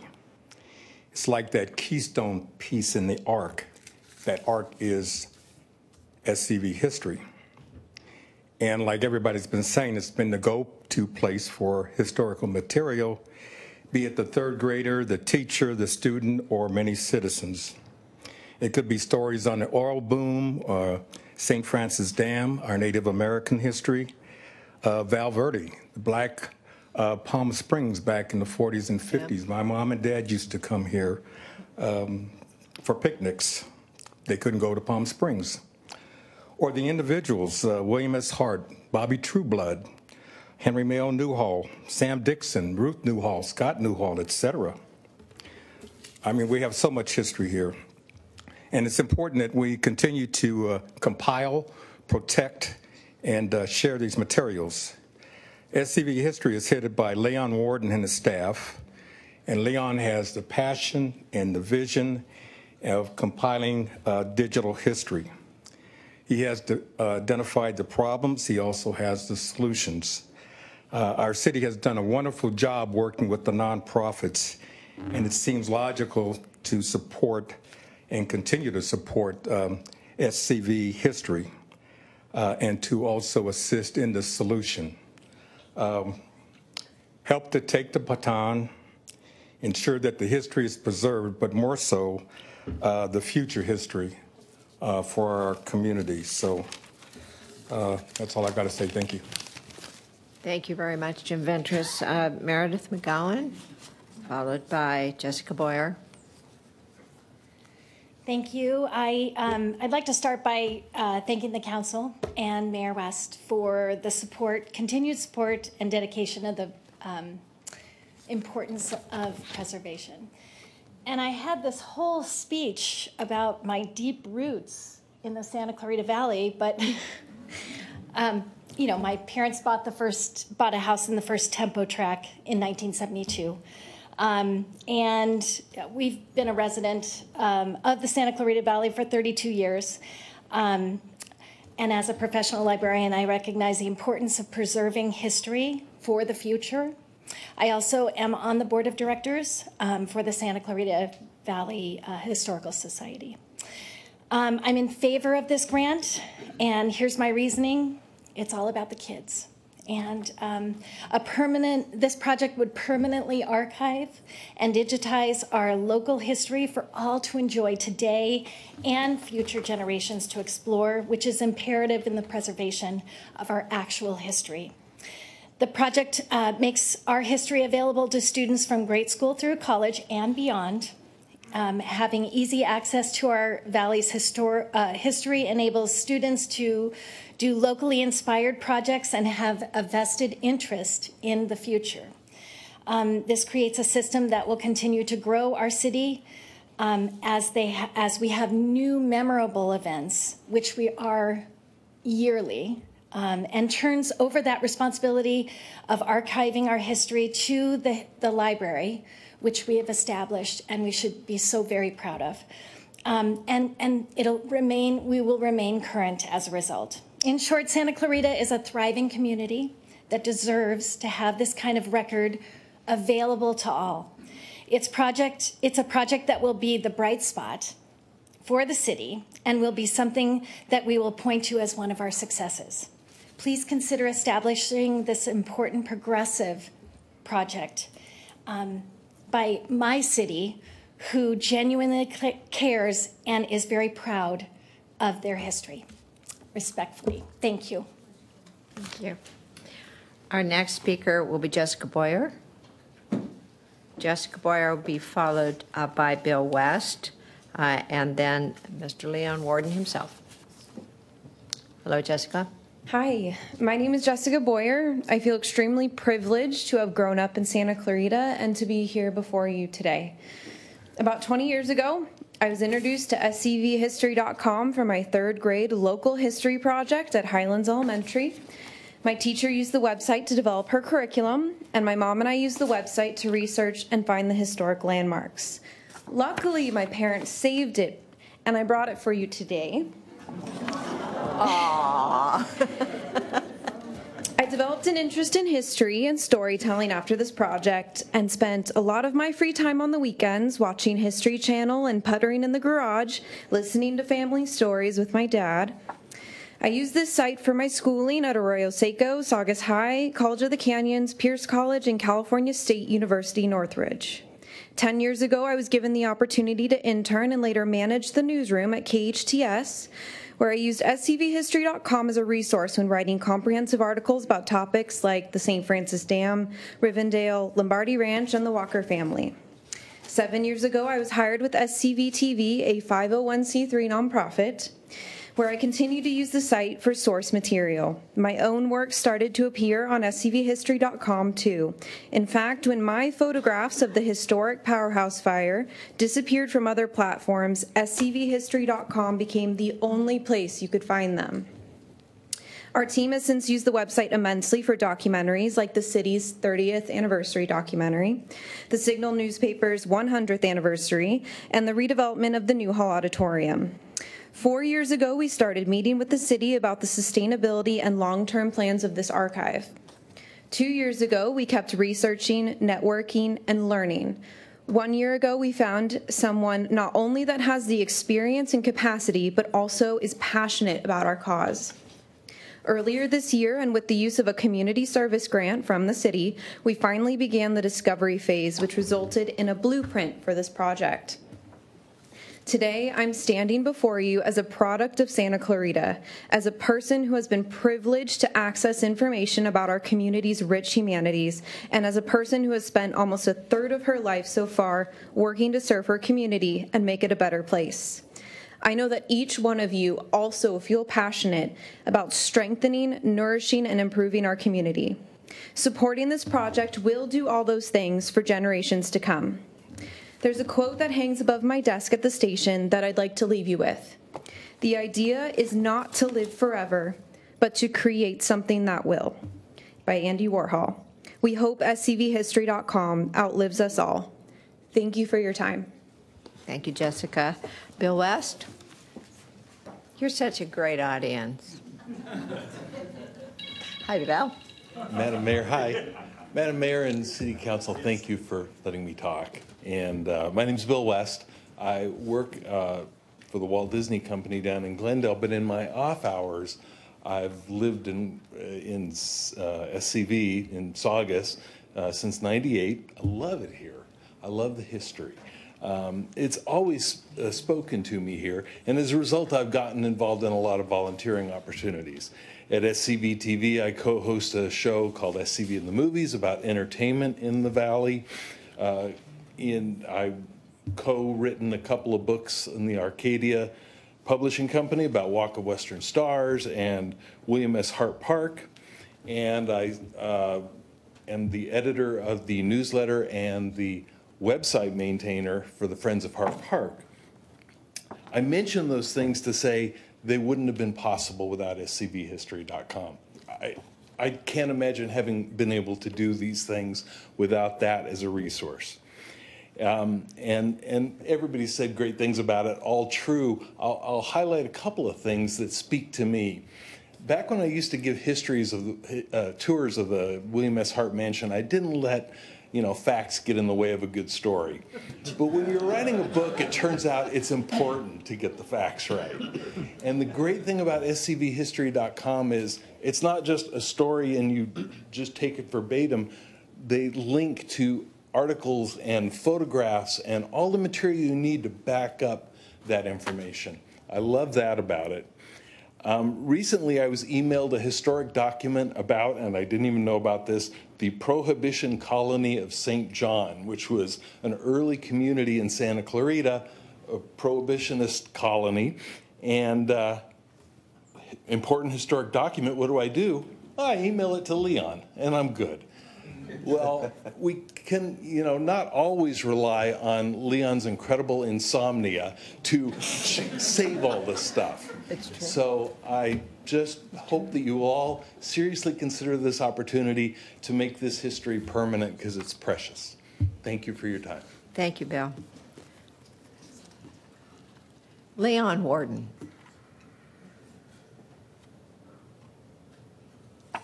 Thank you, Madam Mayor, members of the council, city manager. I've got to say, I was really happy until Bruce Fortin spoke. I am so sad to learn that we lost Shelby Jacobs. Yeah.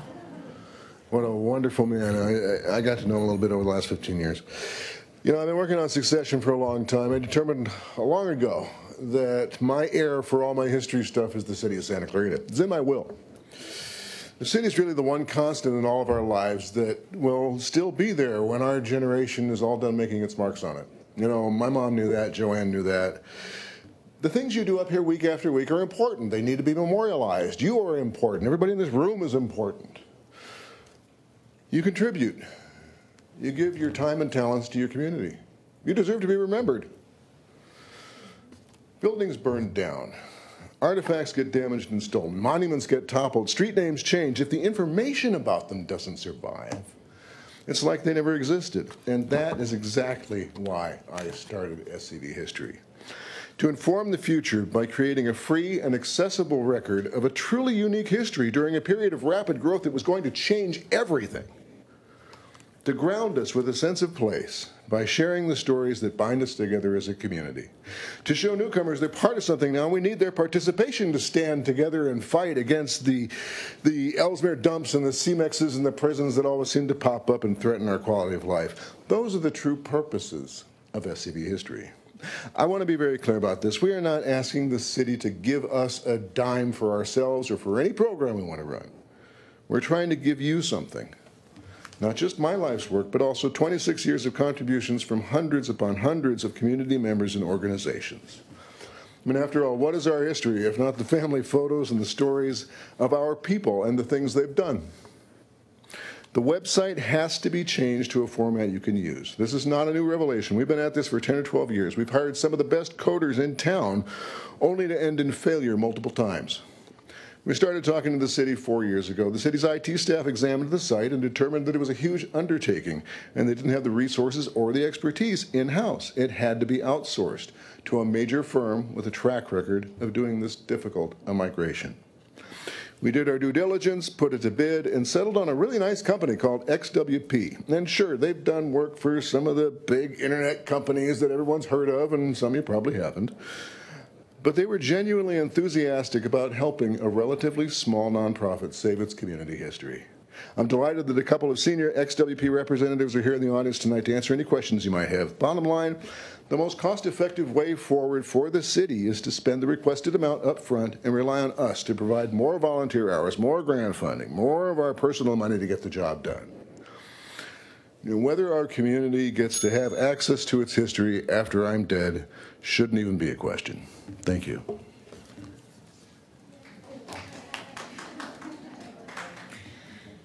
All right. Our next speaker will be Andrew Tisbar, and then Ann Stanzel. Andrew, did I get that right? Tisbar.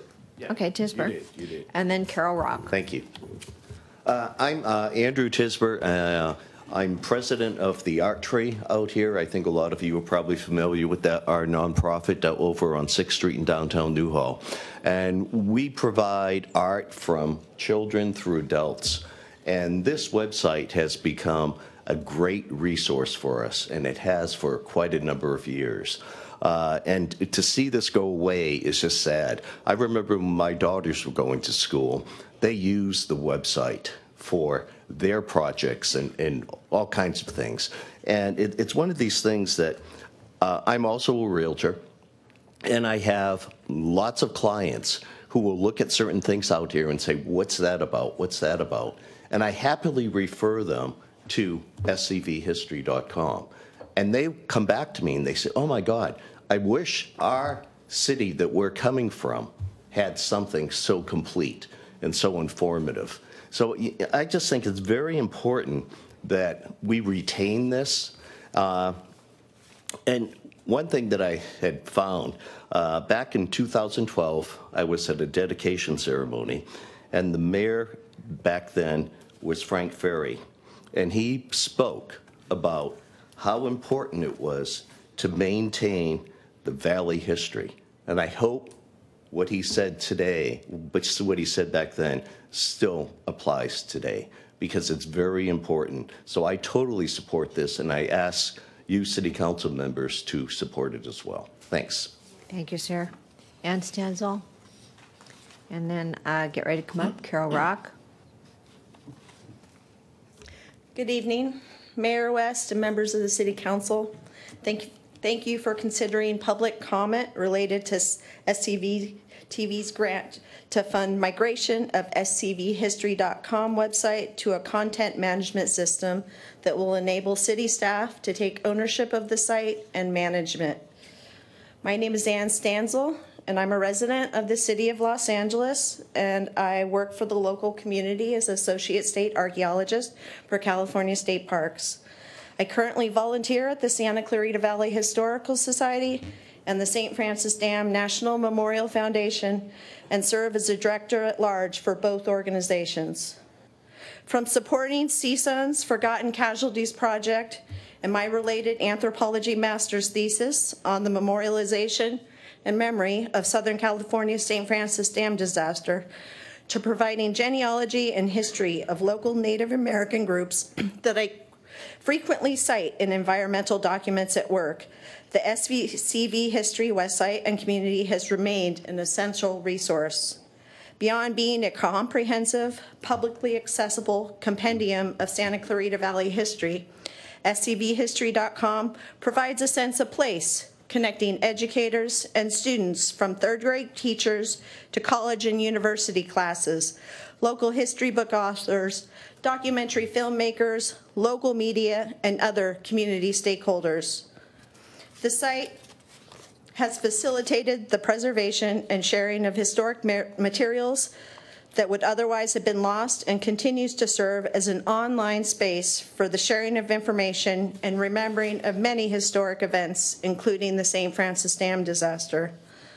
Through scvhistory.com, I have connected with descendants of the St. Francis Dam disaster, their family members who were victims. We've been able to identify previously unidentified victims. We've been able to collaborate and form annual symposia that generated interest in the disaster and led ultimately to a group of dam enthusiasts that went to Congress, and today we have a National Historic Landmark here in the Santa Clarita Valley. By approving this resolution, the Council will be preserving an important resource in the form of this community's institutional memory, the scvhistory.com website. Thank you for your time and consideration. Carol Rock. Following Carol, Alan Pollock. Thank you, Mayor West and members of the council, staff. Why fund scvhistory.com? Because we have nothing else. Not the Signals repository, no archives from any other media outlet, nothing from schools or companies or institutions. There's no other repository for the facts, the colorful stories, the hard truths, and the historic firsts claimed by our valley. But we have Leon, who has dedicated his life to recording history. It's because of him that we know about our development, our pioneers, our important landmarks, and simply our past. There isn't a person in this room who hasn't learned or benefited from something found on scvhistory.com. Teachers, researchers, nonprofit leaders, business owners, everyone from academics to the mildly curious has made this their favorite rabbit hole. I've lost count of the times that I've used it, but over my career in journalism and nonprofit management, I know that information found there has made its way into my stories, my projects, and has supported causes that we've resolved in these very chambers. It's a fact-based site that helps us understand ourselves and why we did what we did. My family's history is on there, along with so many others whose names may or may not be familiar, because Leon believes that everyone has a story that deserves to be told with pictures. I'm here missing a board meeting for Raising the Curtain Foundation, which supports the historic Newhall Auditorium, now known as the Newhall Family Theater for the Performing Arts. But I wanted to point out that our group is beholden to this site for the invaluable resources that it provided to help us preserve, restore, and educate the community and the world about our cultural resource. And I know that I'm not alone. Funding this website will put Santa Clarita on par with other, even larger cities who support archives in their area. Not every city does. Sadly, my own hometown in Fremont doesn't. But Santa Clarita has been a leader for so long, this vote should be an of course instead of a question. Please do the right thing and approve the allocation to provide matching funds for the transition. Your children, your grandchildren, and all the greats that will follow you, thank you. Thank you, Carol. Next speaker will be Dr. Alan Pollock. Good evening. I'm Alan Pollock, president of the Santa Clarita Valley Historical Society and president of the St. Francis Dam National Memorial Foundation. Honorable City Council and citizens of the Santa Clarita Valley, we are in imminent danger of losing an invaluable and irreplaceable community resource, that being scvhistory.com. Over many years now, Leon Warden has amassed a mountain of information on the rich history of the SCV in the form of photos, documents, books, newspapers, and scholarly articles. But should we lose Leon, and hopefully that won't be until the distant future, we will lose this tremendous archive for all time. You see, Leon coded this website at a time when there was no WordPress, or other programs to make management of websites accessible to everyone. Only he knows how to maintain this website for the future. Without a massive upgrade now, this website passes on with Leon, and we lose a huge portion of SCV history. I urge that the City of Santa Clarita take ownership of our community's digital history archive, which is something most other major cities offer. The relatively small expense to modernize the website now will pale in comparison to the millions of dollars and countless years it would take for the city to start all over and build the archive from scratch. Aside from being one of the best local history archives in the world, SCV History has facilitated the ongoing collection of our history even to this present day. SCV-related historical items from all over the country have been sent back to Santa Clarita by people who only know to contact us by visiting this website. SCV History functions as a marketing tool for our valley, findable by people all over the internet, telling them that our community exists and that we care about preserving our history. As their parents pass on, surviving children from all over the country find items in their parents' homes from Newhall and Saugus. Because of scvhistory.com, they are able to find us and send us artifacts and stories that nobody has seen before and that would otherwise be lost to history in a trash heap. For the last quarter century and to this day, SCV-related items are continually being purchased for the SCV History archives on eBay and other national auction sites. These are photos and documents that are not publicly available anywhere else. SCV History even fuels the popularity of our community history on social media sites like Facebook. And it has provided a repository for academics across the country researching the tragic events of the 1928 St. Francis Dam disaster. The nationwide interest generated on that subject by SCV History was extremely helpful in the drive leading to the designation of the dam site as a national memorial and national monument in 2019. Thank you, Dr. Pollack. Thank you. And I do urge the City Council to consider this, proposal. Thank you.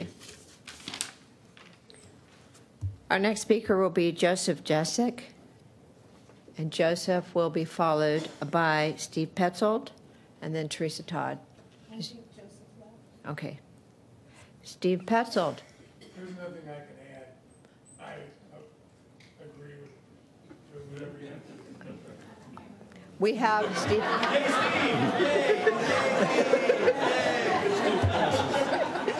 We just wanted you on record there, Steve. Thank you, Steve, very much. Appreciate you being here. So Joseph didn't get it here. Do we have that on recorded for SCV History? I'm sure Mary could find it. Put it in SCV History. All right. We got you, Steve. We got your back. All right, Teresa Todd. Come on up, Teresa. Thank you. Following will be Susan Shapiro. Okay. Good evening, Mayor West, MPT Gibbs, council members Miranda and McLean. I'm Teresa Todd, a 31-year resident, which by some standards is still a newbie, business owner and candidate for the Hart School Board Trustee Area 3. What an amazing opportunity you have this evening to make history by saving our local history and securing its availability for future generations. Imagine being the mighty five who kept SCV history alive. Anyway, as like any superhero, sometimes it takes a leap of faith that you may not have a clear-cut path, but you all agree on where the end goal is going to be. And honestly, I'm really just here to support you and the decision that I am sure you are going to make. One thing I would like to say is I know there's a lot of competing interests that you have to deal with and limited resources and funding for that. So I turn the tables and I say, how can we help you as a community? How can we help to preserve this? What can we do for Leon? In all seriousness, while we all wish SCV History site creator could live forever, it is highly improbable that any of us will. So how can we help? And thank you for being the guardians of our SCV galaxy. Thank you. Thank you. Susan Shapiro. There you are. Hi, thank you, Mayor and Council, for giving us this opportunity to speak. 30 years ago, I came here to open a public access TV station, and one of the people who wanted to make a show was Leon Warden. He wanted to record oral histories, and he was in a hurry to interview people before it was too late. The programs were a lot of work, but he was tireless, and the list of people he wanted to interview before they died was so long, I purposely didn't look at the end of it. He was intense. Some of the first interviews he did were with St. Francis Dam disaster survivors. I'll never forget Mike Corlejo telling us, with the help of an interpreter, about his job hosing off the muddy and battered bodies of victims so they could be identified by their families. As I listened, it was hard to breathe, but I heard firsthand what overwhelming loss, courage, and resilience sound like. Something that anyone can hear on scvhistory.com. Flash forward, and Leon Warden and I live in the same house. I learned why he sent me emails at 3:50 a.m. He spent all night, every night, researching and adding to scvhistory.com. I learned to sleep with the sound of the flatbed scanner and bursts of typing. Too many things needed to be saved. Call him crazy, dedicated, or both. He is constantly scouring the internet, eBay, flea markets, buying photos and documents and history for the website. Everyday packages in the mailbox, packages at the door. Recently, a delivery driver laughed and admitted that they all called me Mrs. UPS. I apologized to the mailman a lot. But SCV History is not Leon's website. As you've heard, it's been built from countless contributions. From the very beginning, and more all the time, the packages come from the community.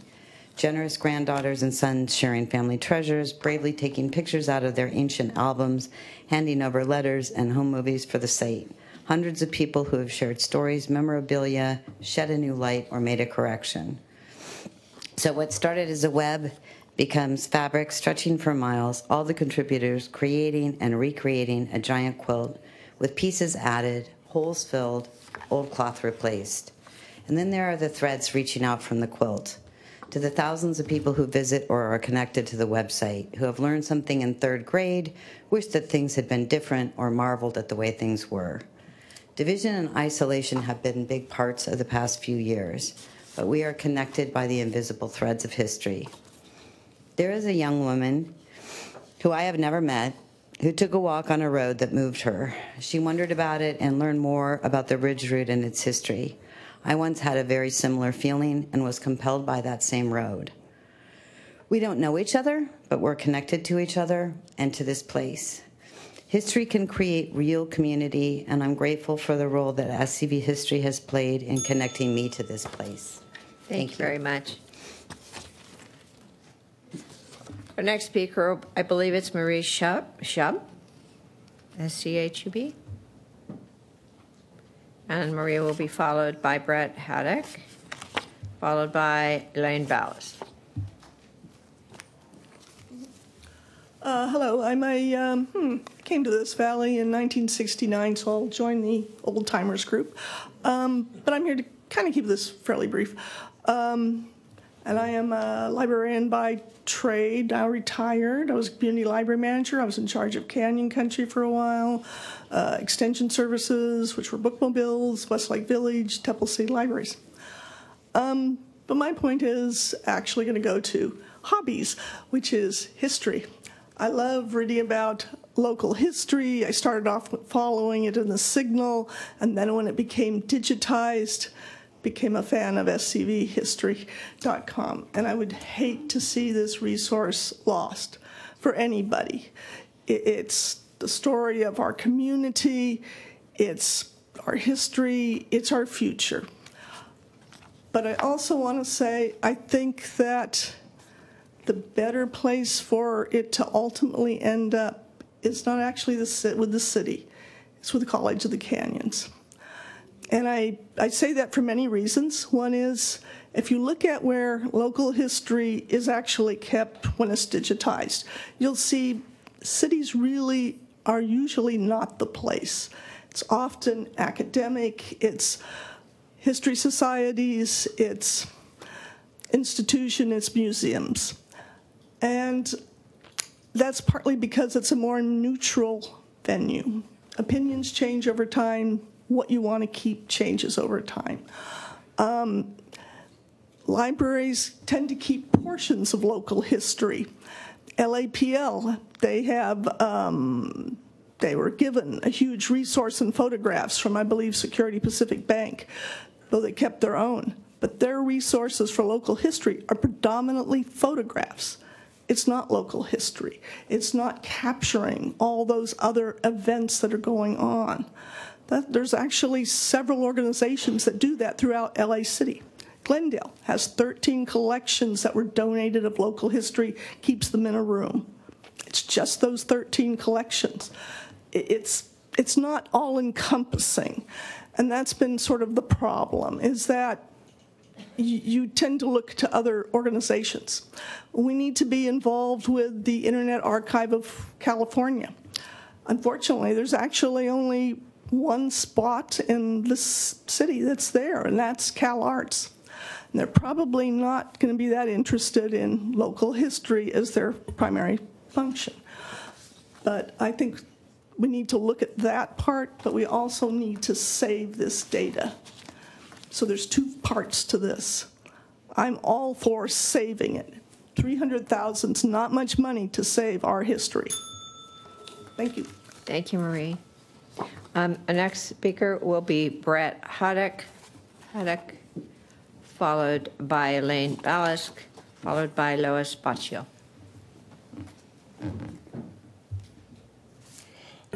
Excuse me. Good evening, Mayor and City Council. It's good to see you all. I want to commemorate Councilmember Smythe on his weight loss. He's never looked better. Working on that one all evening. My family has been here for over 60 years. The history of Santa Clarita is the history of my family. My grandfather helped to build the Castaic Dam and poured concrete on the 5 and 14 freeways. My father was one of the organizers for Frontier Days, and I believe we have the only complete collection of Frontier Days badges in existence, complete with the belt buckles for every single year. When my wife and I got married, we decided to use our iconic oak trees to take on a new last name and use oak in our last name. All this to say that my family's roots run deep, and the history of Santa Clarita is very important to me and my family, and I plan on staying here for a very long time and continuing the next 4th generation in my Santa Clarita family. I think there's no cost too high to pay to preserve and continue collecting and preserving our history. That being said, I think it should be done intelligently and with a plan for the future. What I've seen of the proposal so far, for $300,000 to convert what is existing to a more modern framework, is a grift. I say that as a software engineer who has performed similar conversions and migrations over the years. I also want to say that the site is at no risk of being deleted or mysteriously disappearing into the night, deteriorating or otherwise. If Mr. Leon Warden is abducted by aliens tomorrow, the site will still operate. It just won't be updated. If the servers containing the data mysteriously blip into another multiverse and no longer exist, the data is still safe. It exists elsewhere because the internet never forgets. But the data does need to be migrated to something more user-friendly, more usable for accessibility reasons, and we need to do it smartly. And I think the smart way to go is to take the fraction of the $300,000 and hire a specialized digital archivist to examine what exists and what it can be used for in the future so that we're set up, we don't lose the data, and we should also have a line item in the city budget dedicated to pulling in additional resources to maintain and build our historic digital archives to preserve our history. So I urge that we take a knee on this, reconsider it, and prepare a better plan for the future. Thank you. Thank you. Elaine Ballas. And then Lois Baccio.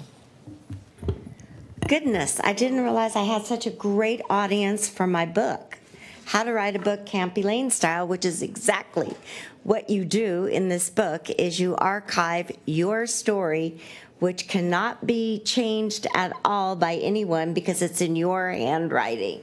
And it can be passed down to generations and given at will. So this is very exciting for me.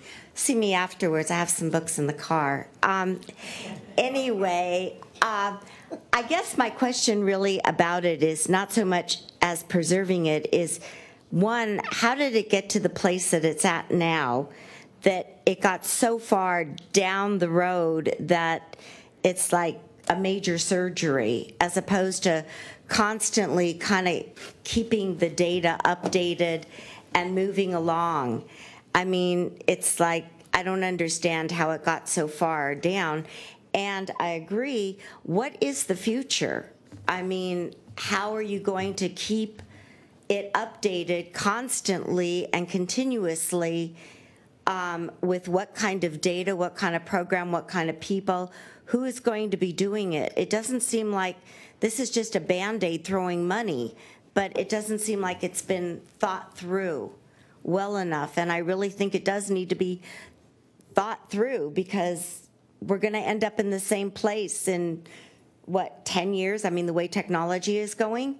So I would like to see a little bit more elaboration on, after you've thrown the money into it and after you've updated it, what do we have as a backup to say, hey, this is what's going to go on in the future? Because I think that's very necessary and important, not to just throw a Band-Aid over this, and that's what this money seems to be doing, is being a Band-Aid to fix what's broken now, but nothing for the future. And if you all want to maintain your own future, you can see me afterwards. I have a few books left. Thank you. Lois Baccio. Mayor and City Council, good to see you all. I think I marked my card incorrectly because I'm in the pro side. I'm going to move that for you, Lois. Thank you. You're welcome. You're people that I know, and we've known each other for a long time. And you may not know that I'm, at my age, I'm a third-generation Southern Californian. That is very rare at my age. It's common now, but when I was a little girl, that was a pretty big deal. And what that means is that my father and his brothers actually worked for Mr. Mulholland on the St. Francis Dam. And we had stories to tell all my life about this community. And I remember driving up the Ridge Route in an old car with a bag of water on the front, so in case the radiator went out, we could get over it. These history things are so important to us, and this database is precious. I want it there for my grandchildren and my great-grandchildren. And I know how hard Leon has worked on the amazing digital process that it's taken. It needs to be modernized, and it needs to fit the vision that this community and this city council has for this community as one of the outstanding shining stars in our state and in our nation. It's an important thing, and California history is not as strong as East Coast history because we've been building, and changing it. And as we do that, we erase what's been there before. It's so important. And really what we're asking for is a match to the NEH grant to get this project done. It's not supporting, the city taxpayer won't be supporting the entire thing. So I strongly urge you to consider the importance of this and to do whatever you can to make it a reality. Thank you. Thank you, Lois. I also have 3 support cards. A support card from Sandra Cattell and Laura Pearson.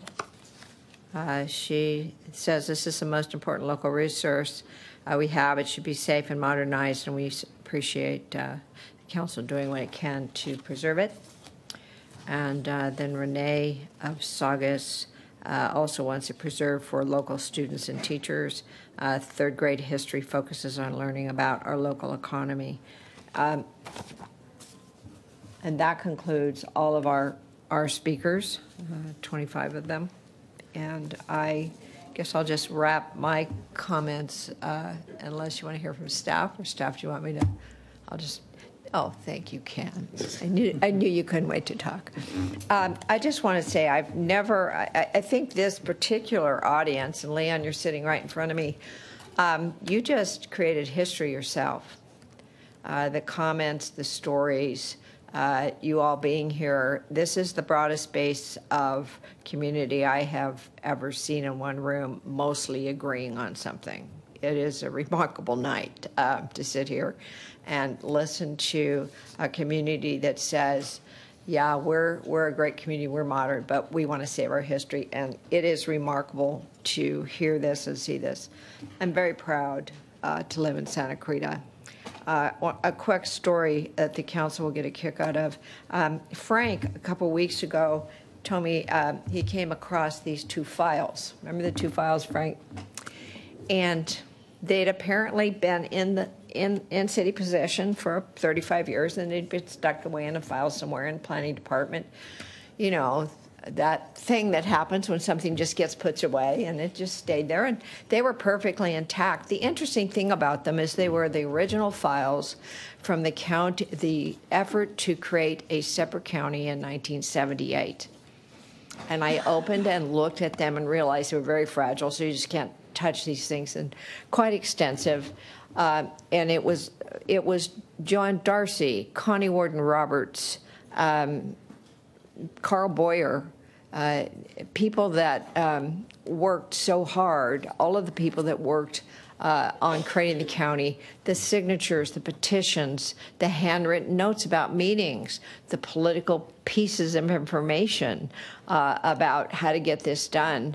And Carmen Sorrow, who was our first city employee, who was secretary for all of that. Apparently, Carmen took the original files. She comes to work for the city, and she puts them away where they stayed away.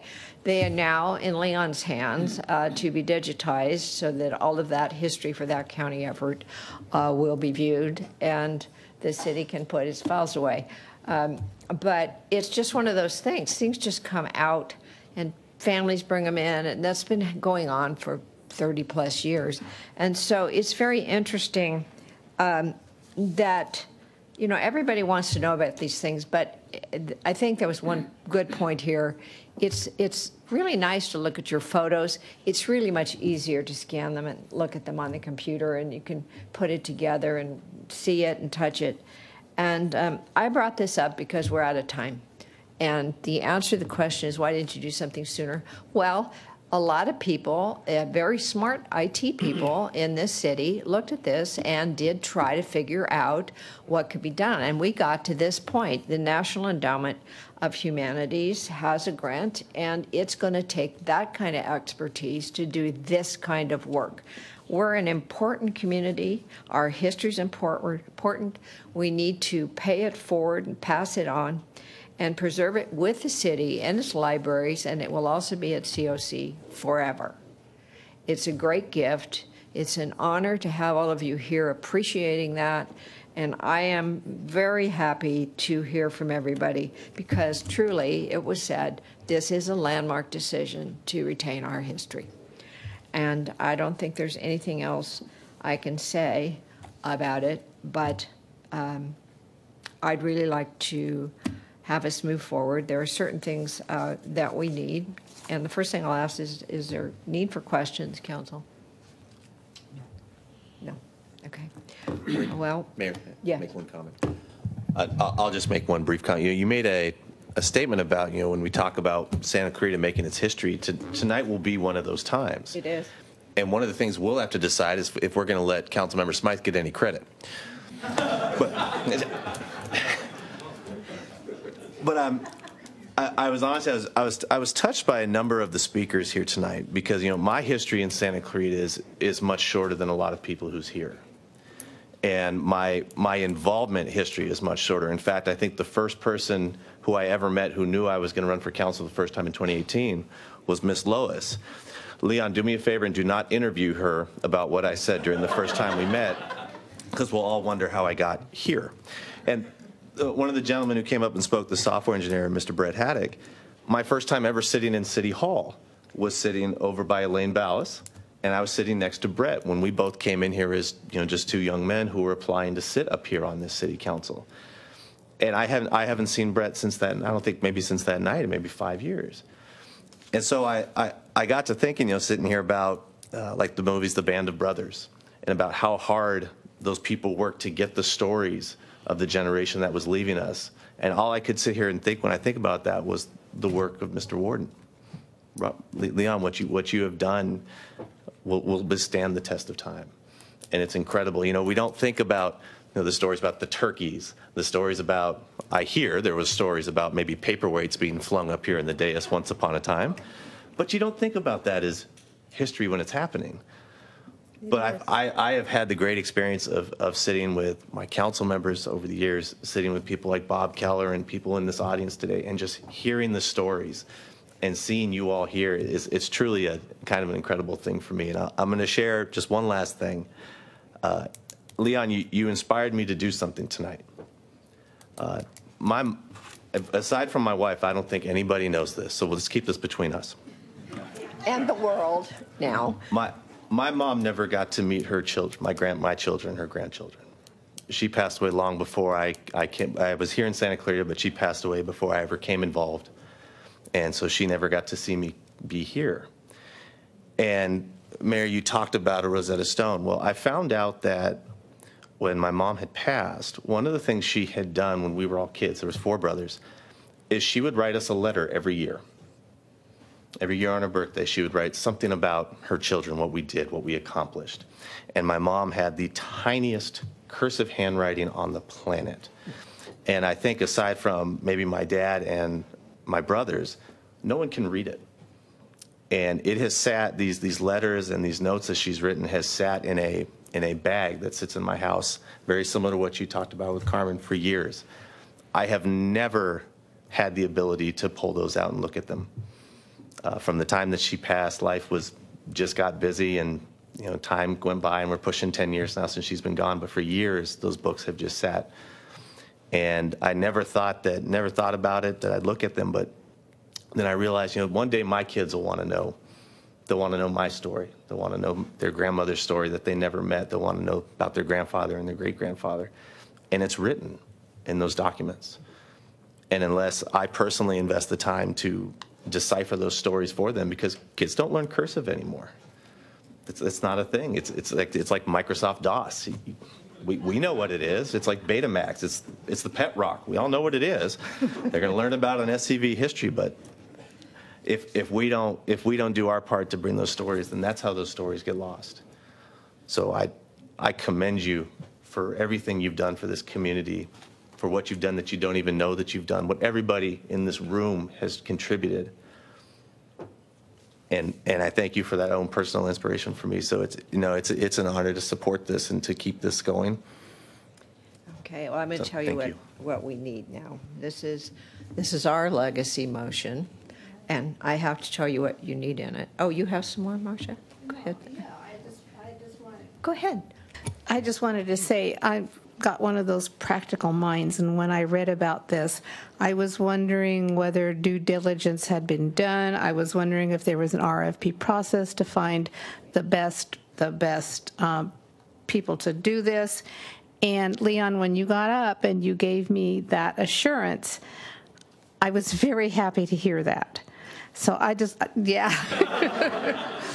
Exactly, because I was wondering about that. And I guess you're going to tell us what the next steps are. It says there's no fiscal impact at this time, so I'm wondering what the thing is on that. Thanks. I'll just tell you what we need, and then we can do that. This basically is a legacy of the council, and I'm sorry that Cameron couldn't be here. We'll give him credit. Give him credit anyway. I mean, you know he would be here and he would do it. Man has to work and take care of his family too. What we need in the motion is we'll need a letter to submit to NEH explaining to the NEH that the city would be committing $300,000 for the website conversion, so that there's a letter with a commitment from the city council for the requested funds of $300,000. So along with us passing the motion, we also need to provide a letter to NEH. And then we need direction to staff to initiate the process of drafting an MOU or whatever equivalent with SCV TV for the transfer of the ownership of the scvhistory.com to the city after the conversion is complete, and to integrate it into the Santa Clarita Public Library. And I think I would leave all the other little details to staff, who will obviously go over it with a fine-tooth comb. But I'm very excited to see that the history we've all created, that we all love, we all use, and we obviously respect, or you wouldn't all be here, is got an opportunity now to live for the future with our children, our grandchildren, and everybody else. We're going to pass it forward. And I'm thrilled and I'm grateful to all of you. So now, council, one of you gets to make a motion. I will. I make the motion. Thank you, Bill. I'm happy to second, because Leon, I have a whole Ellesmere, a shed, I call the Ellesmere shed, which goes from the beginning of the fight to the end. And it's yours. I have a motion and a second. Is it clear enough for staff? City manager saying yes. May we have roll call? Councilmember McLean? Yes. Mayor Pro Tem Gibbs? Aye. Councilmember Miranda? I'm going to try to quote Carol Rock and say, of course. All right, and Mayor West? Absolutely aye. Thank you. Thank you. You can clap now.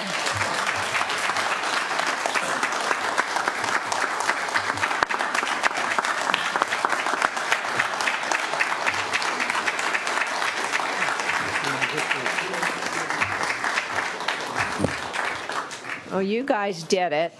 Does anybody want to take a 5-minute break? I thought so. It's been long. Let's take a break. Let's go hug our audience and chat. And we probably need to give oxygen to the city manager. You're going to have to go.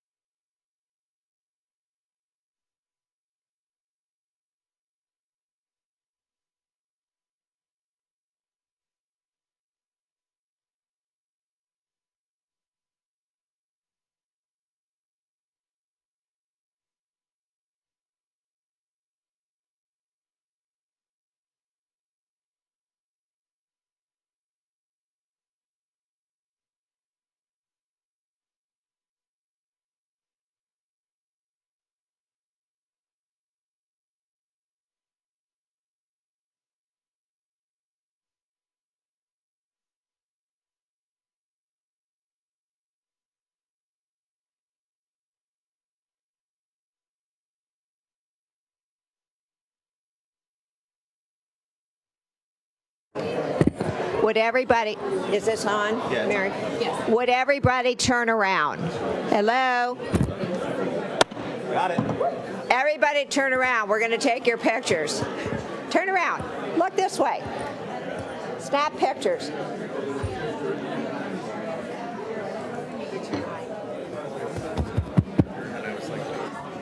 I'll get the...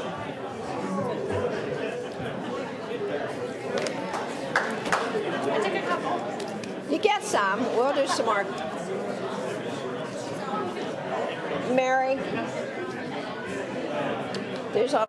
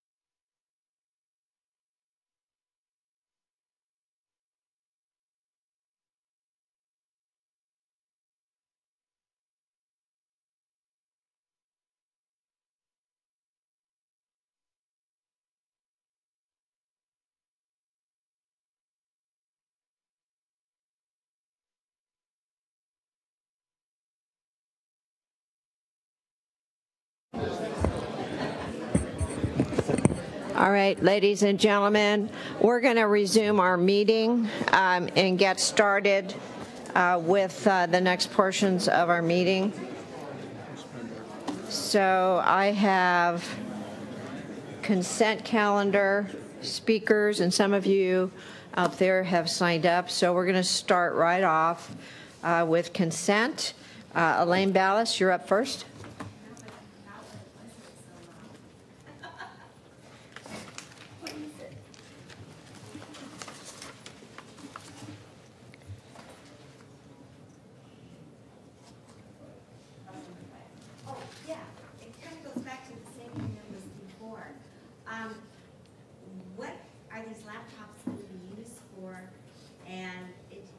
There's just not much clarity on the usage of the laptops and what happened to the old ones and why are we using, you know, what happens to the old ones and the new ones and the usage and how long they're going to be, because most laptops are outdated within a year. So I'd like a little more clarity on it, if possible. Okay, well, we answer all questions after all the speakers, but right. we'll get to it. That's my curiosity on it. You go to the library? No. But I do have a library card. If you did, you'd know. All right, thank you, Elaine. I have a Missy. She has 2 cards in, so Missy, you can come up. Your first card is on item 5, and your second one is on item 8, so you can come on up. Do them together.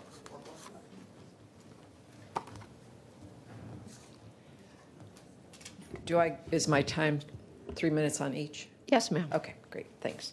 So I'll first speak to item 5 as the previous speaker about the library. I just would like the city to consider tabling this for the moment because the action, I'm just not sure that all the information is fully disclosed. For example, so there's $68,000 to be spent, and yet it doesn't really quantify how many laptops is that. Or they call them kiosks, but there's no quantities here. It says 3 libraries, but 3 libraries, $68,000 will buy us how many new kiosks over a 5-year period? It's undefined, and it just for disclosure to the public, you know, it being tax money and all, I think that that's a necessary disclosure. I also kind of question, it's a library, yes, we live in the computer age, it's the 21st century, but especially in light of the previous agenda item talking about SCV let me say it this way. First off, before we did this, did we evaluate the current program? Are these computers in the library? Are they beneficial? How so? Last time I took, it was a few years ago, but last time I took a 3rd grader to the library, a boy and a girl, I intended to go read books, and the cute 3rd grader little boy ran to the computer and he was playing video games. I get it. Computers are a part of people's lives, but what is the benefit that we have seen already from doing this? Because there are some times and maybe some havens where we could do with something less than screen time. So I question this. I also question this $68,000, so I think that's like about 22% of $300,000 we were talking about for SCTV. I think it really just has me reflect on the value of money and what are our priorities? What do we want to spend on? And is this a priority for us to spend $68,000 to buy computer equipment that maybe we haven't fully assessed? I don't doubt the computers are important, but I'm just questioning, have we thought this through? Because I'm just concerned that more thought should be given to the prioritization of the taxpayers' money. Shall I go on to my other item? Yes, I want to start your time over. There you go. Yeah. Let me find my notes. Okay.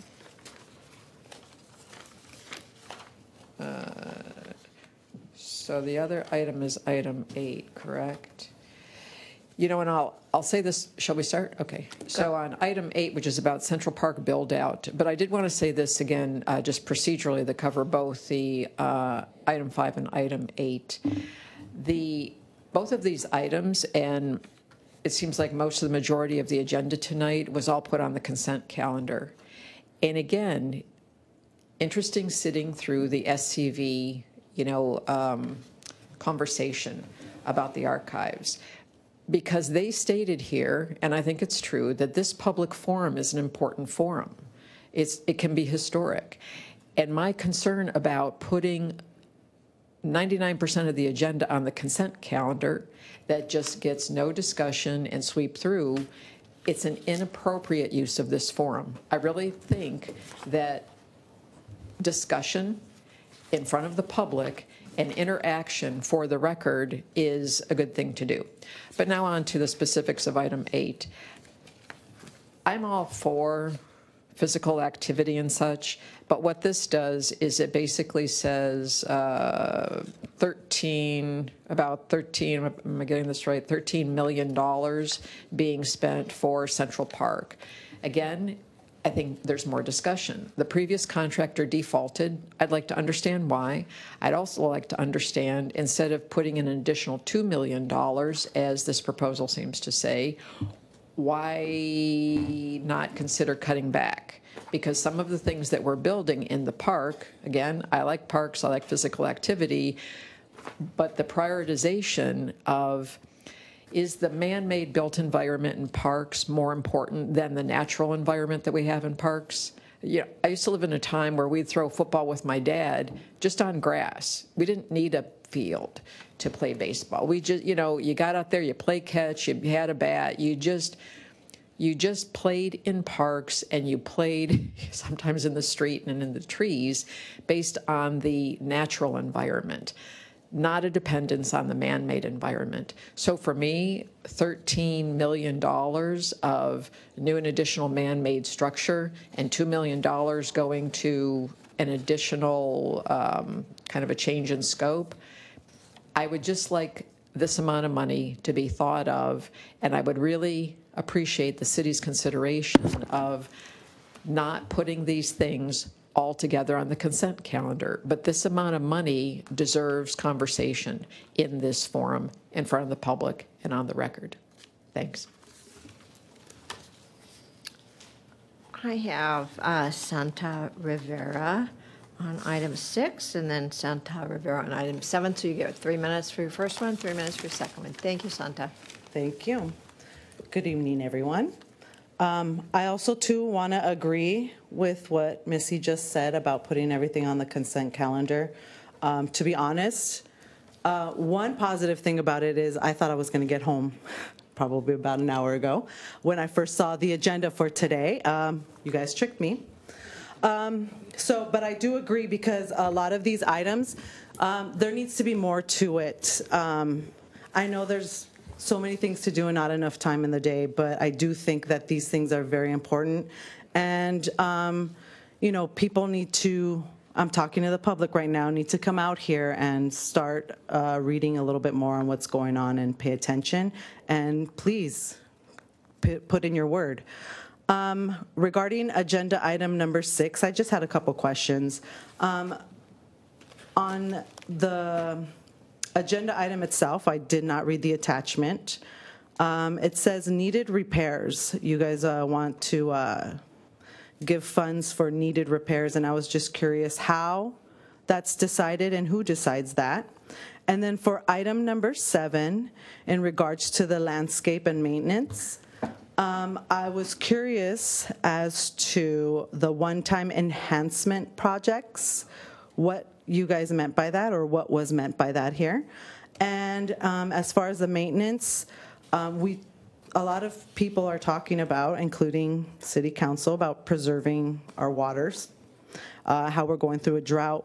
But I live by the Canyon Country Community Center. I walk that park every morning, and I walk it every evening with my dog. And I've noticed in the morning that there is a power washer washing the cement outside of the building. That's how it's swept. maybe we could get a big broom and do that if we're trying to conserve water. I just think that there's a lot of things that seem to be, we say one thing, but then, you know, do what we want you to do, but then we're going to do it our way. I understand the convenience of using a power washer, but if we're seriously trying to lead by example, maybe we should find alternative ways. There's the blowers that the landscapers use when they cut grass. You know, you can blow the dirt that way. I was just curious as to if I'm understanding this correctly, if we're doing maintenance, are we conserving water when we're doing it? And then what is the one-time enhancement? That's for that. And for the other one, I was just curious about who decides and how it's decided that repairs are needed. Thank you. Thank you. Our next speaker will be Alan Ferdman.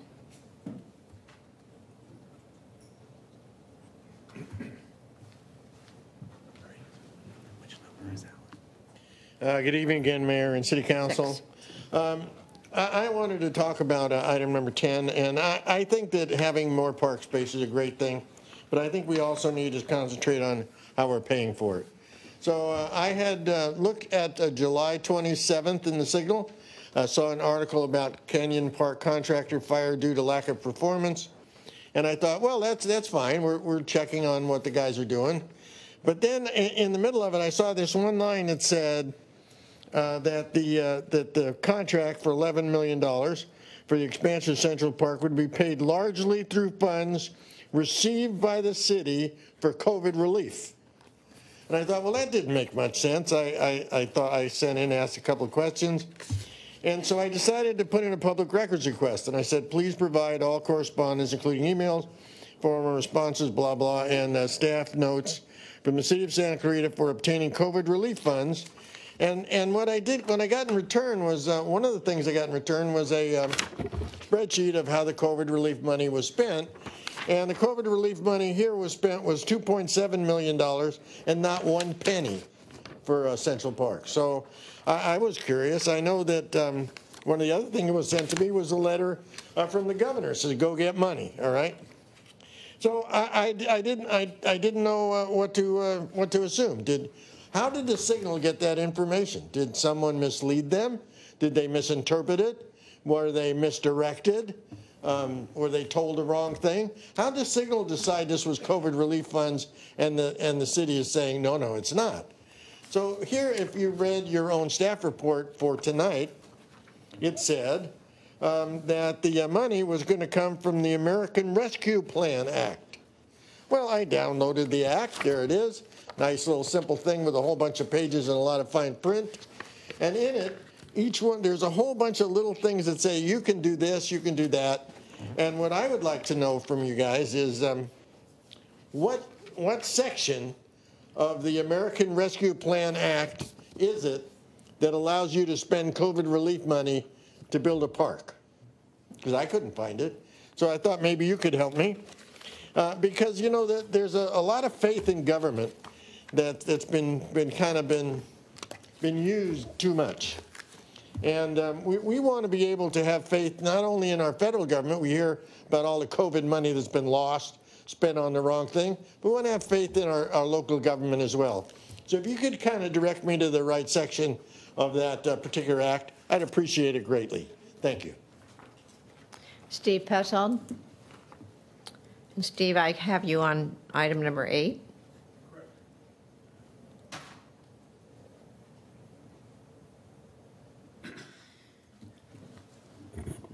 Yes, Mayor, regarding item 8, I'm concerned that perhaps the amount that's being expended is significantly above which was originally awarded to Spectrum for completion of the park. So I'm wondering why the amount of money that's being dedicated is higher than what was originally given to Spectrum. At this point, I just want the park completed. I mean, it is a real eyesore having to walk back there. As you know, you displaced disc golf. You know, they still have the disc golf poles up there. And so, you know, I just want the park finished. So at this point, I'm getting old. I just want you to approve it, finish the park. I want my disc golf course at the north end. Okay. And I don't want to hear about, well, it costs too much to move the fence for the disc golf. or anything. Just get the money, finish the project, and let's be done with it so that people can use the park again. I do believe that there should be a memorial in the park for those victims of COVID here in Santa Clarita Valley. Nothing has been done for the 300+ victims. So if you're going to use American Rescue money for that park, I think that it's appropriate that you put a plaque, that you put a memorial up for the people here in Santa Clarita that passed away during the COVID, I'll put that in air quotes, era, because that we need a reminder to the people going forward.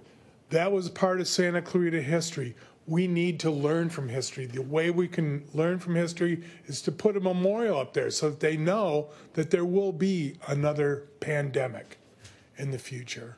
And the way that you can do that you can help with that, is to put a memorial in the park to commemorate the deaths of those individuals from Santa Clarita who passed away, which I understand included several drivers of buses here in Santa Clarita.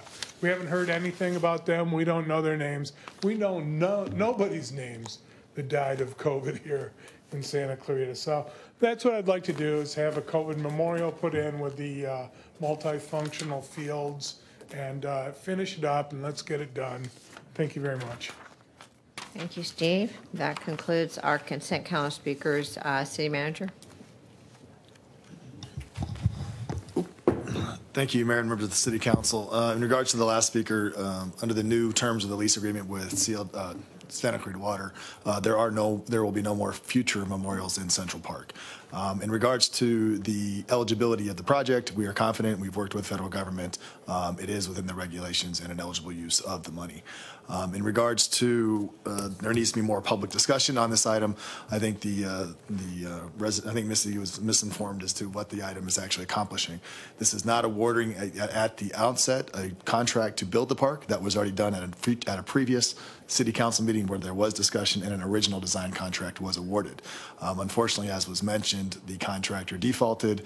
We've been going through a process to get another bidder through the bonding company, and we have been successful in doing that, not only making the city whole, but also making sure we covered all of our costs in accomplishing that feat. So we're very excited to get the project going. I think we'll be out within the next month or so back doing construction, and we'll get that park completed as soon as possible. I know that the people are constantly asking us to get those fields done. So thank you for working so hard to work with the insurance company and get through that.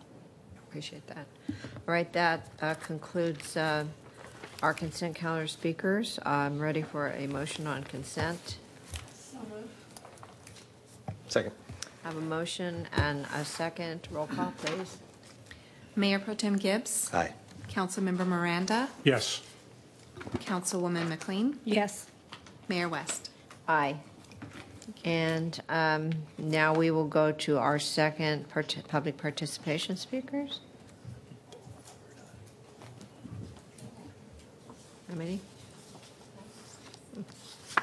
Okay, we have David Hong, followed by Steve Petzold, followed by Diane Zimmerman.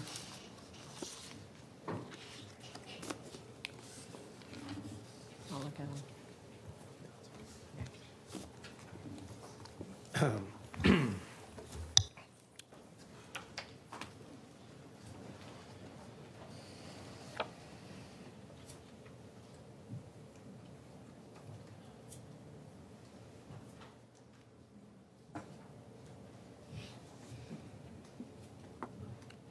Good evening, City Council members and staff. My name is David Hong, and I reside in Canyon Country. My comments are directed to the San Canyon Country Club, master case number 18-021. I was pleased to hear Steve Kim's lawsuit against the city was dismissed. However, the court record states that he will be submitting a modified proposal for the resort. I oppose any zoning change for this property. In 1996, the city allowed the original zoning change from light agriculture to REPD to allow for the original Robinson Ranch Golf Course and the associated higher density housing projects, 73 single-family homes in less than 1 acre lots. In exchange for the zoning change, 300 acres were to remain as open space in perpetuity. This mitigation measure was codified into Ordinance 96-120. During Mr. Kim's zoning application proceedings, many good and valid reasons were raised to object to the zoning change to community commercial, including no secondary fire escape routes. However, elemental to this property was this 300 acres as open space in perpetuity restriction. Generally, land use restrictions are made obvious by their text. Dedication to the public and to the city was made to cut off any future claim by the landowner that enforcement of these land use restrictions by the city on behalf of the public was a regulatory taking of the value of that land from the future owner. The city of Santa Clarita must inform those land use restrictions for the benefit of the public as written in the tract map and codified into ordinance. Any waiver, change, release, or giving way of those dedications and land use restrictions by the city would be an unlawful gift of public funds and assets forbidden by the California Constitution at Article 16, Section 6, which states in part, legislature shall have no power to give or to lend or to authorize the giving or lending of the credit of the state of any county, city, and county, nor shall it have the power to make any gift or authorize the making of any gift of any public money or thing of value to any individual, municipal, or other corporation, whatever. For your reference and to clarify the position, I attached a copy of Attorney Jennifer Shaw's email to the city during the Sand Canyon Resorts Planning Commission proceedings dated on or about January 19th, 2021. Thank you. Thank you. Our next speaker, Steve Petzel. Steve will be followed by Diane Zimmerman.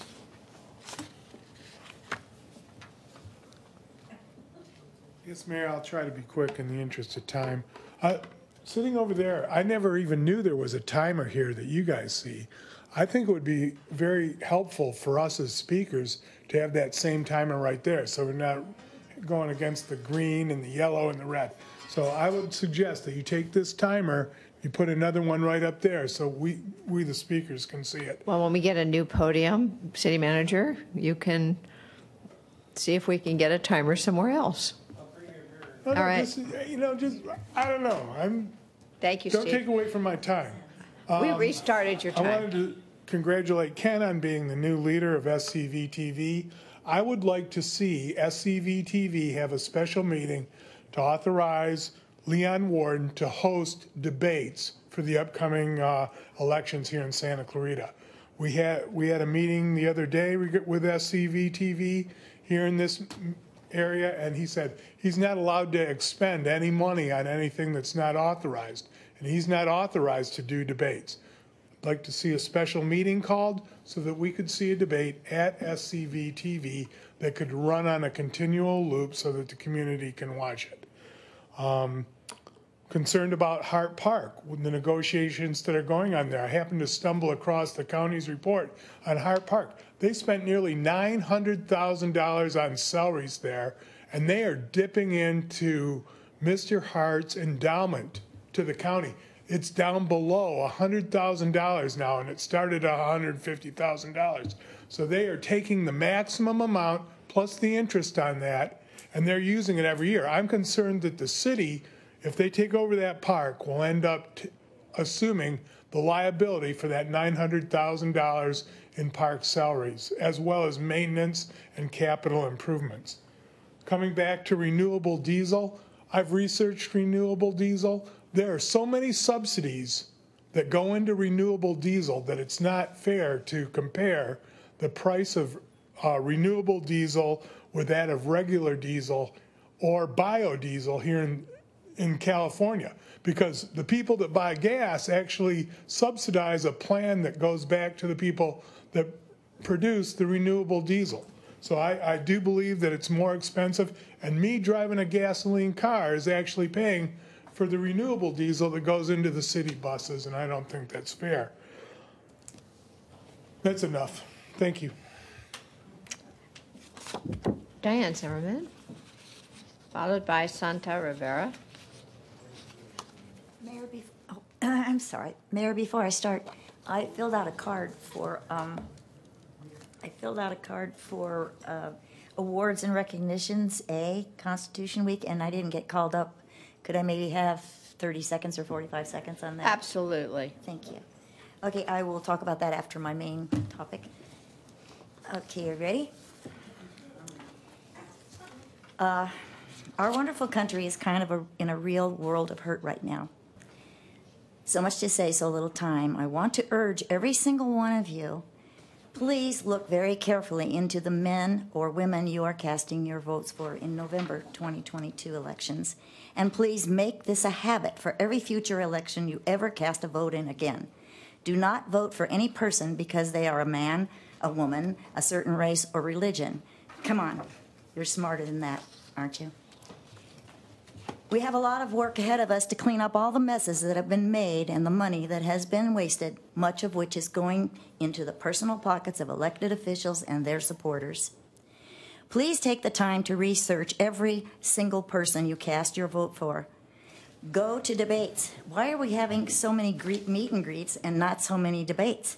Debates are a really good way to find out about a person, find out what makes them tick.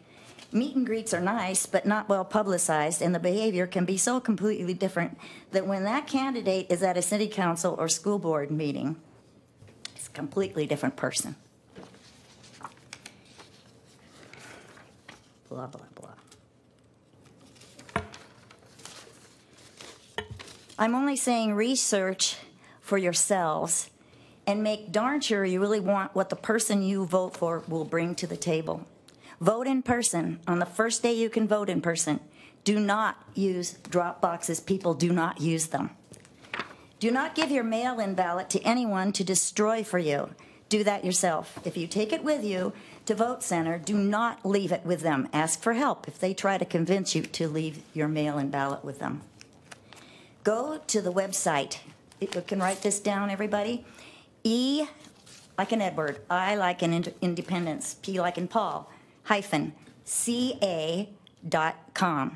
That's EIP like in Paul, -ca.com to learn about your voter rights. This is a nonpartisan site and full of voter information and the steps to make to protect those rights at the voting places. We most definitely need to get rid of the voting machines and the drop boxes. Quite a few states, this is serious, and you guys could start working on this, towards this. Quite a few states and counties are doing this in the next election. They just want elections to be honest as possible, no matter who the winners are. There should be no ballot harvesting. Demand voter ID, that should be a must. That's an absolute no-brainer to treat people that they are too stupid to get an ID. That is really bad. Eliminate mail-in ballots for everyone. Allow absentee voting only with a reasonable excuse and with ID provided. Confirm that each person voting is a legal resident of these United States.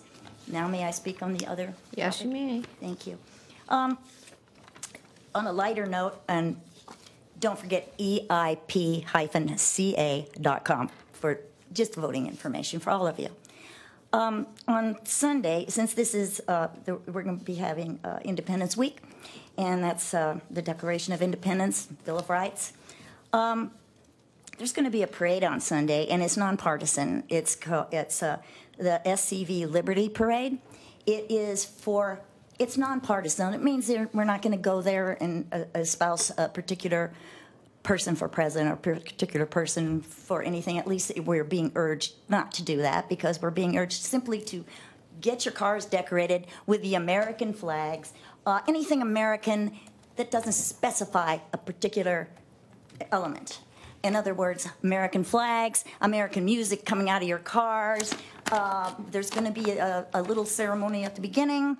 And if you want to write this down, it's going to be beginning at 23670 Newhall Ranch Road at the Bridgeport Elementary parking lot. It's going to start at 2 o'clock. It's going to be a lot of fun. We'd love you to get your kids already. There's going to be certain little American goodies possibly handed out. And it's just to bring the community together, get everybody there. Don't argue over anything, just celebrate the wonderful country that we're going to get back if we really put our minds to it. It's so important that you all care about one another.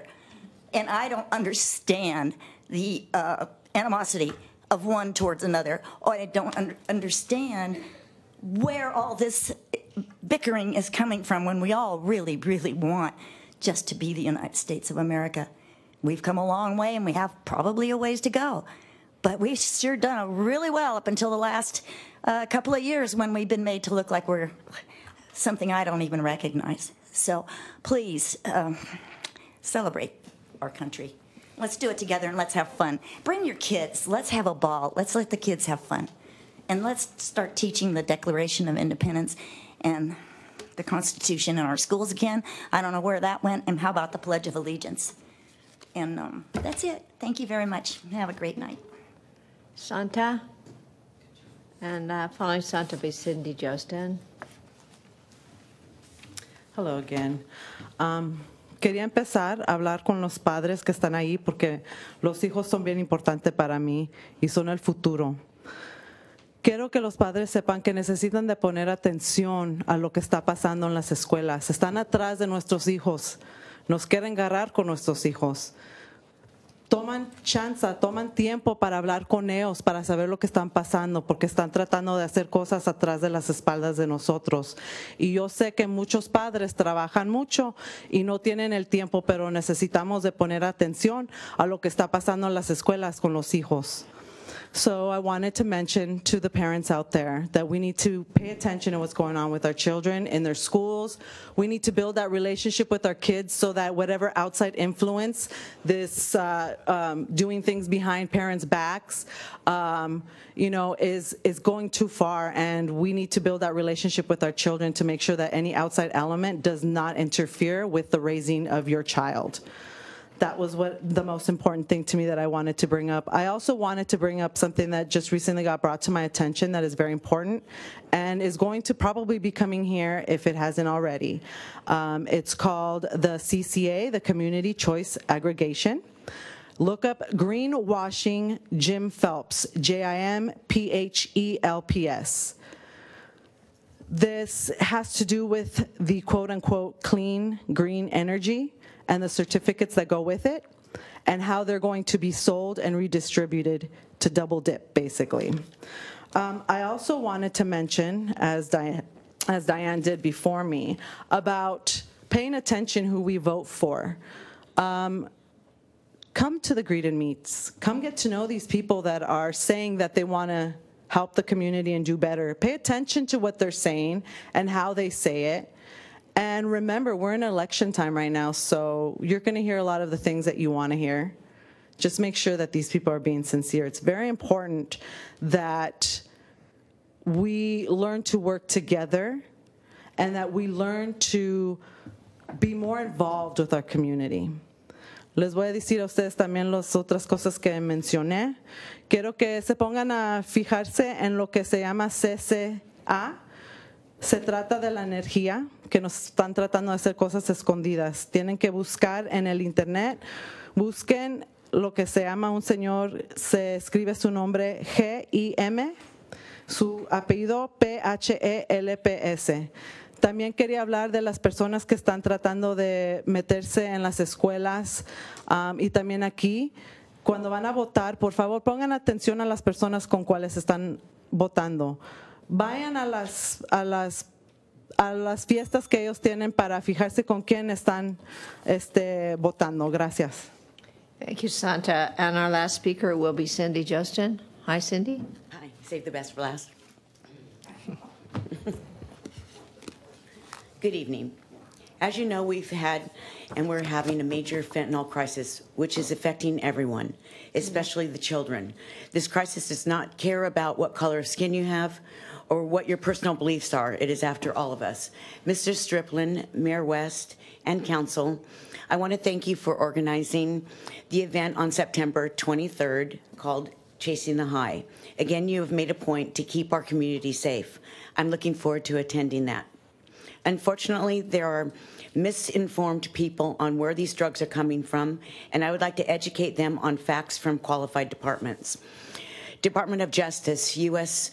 Attorney's Office from Southern District of California states on August 12th, 2022, more deadly fentanyl has been seized by border officials in San Diego, making this a federal district the epicenter of fentanyl trafficking into the United States. Mexican cartels are increasingly manufacturing fentanyl imported from China and being sold in the United States. It's a national crisis, says U.S. Attorney Randy Grossman. His words, not mine. Another article providing facts from the DEA intelligence report, August 2022. Mexico and China are the primary source countries for fentanyl and fentanyl-related substances trafficked directly into the United States through international mail and through the Mexican border. According to the DEA, fentanyl is coming here from China to Mexico, pressed into counterfeit pills by Mexican drug cartels. The cartels are clearly benefiting from a humanitarian crisis of hundreds of thousands of immigrants attempting to illegally cross the border every month that are overwhelming our custom and border patrol agents. The numbers don't lie. After the Biden administration reversed nearly every policy of the previous administration at the border, illegal border crossings have surged immensely. Again, their words, not mine. For the ones who say that it comes from rich Americans, you are correct, but it's not from we the people. The rich Americans are the people in government. They're your enemies, and they're the ones that are allowing this to happen. So until we stop pointing the finger, causing hate and division amongst ourselves, more children will die. We are all Americans created by God. And this is why our founding fathers say one nation under God. We need to put aside and stand together and act like adults so we can lead by example for the sake of our children's future. Thank you. Thank you, Cindy. Appreciate that. That concludes our second public participation speakers. We will now adjourn the meeting. Our future meeting will be September 27th. Thank you, everyone.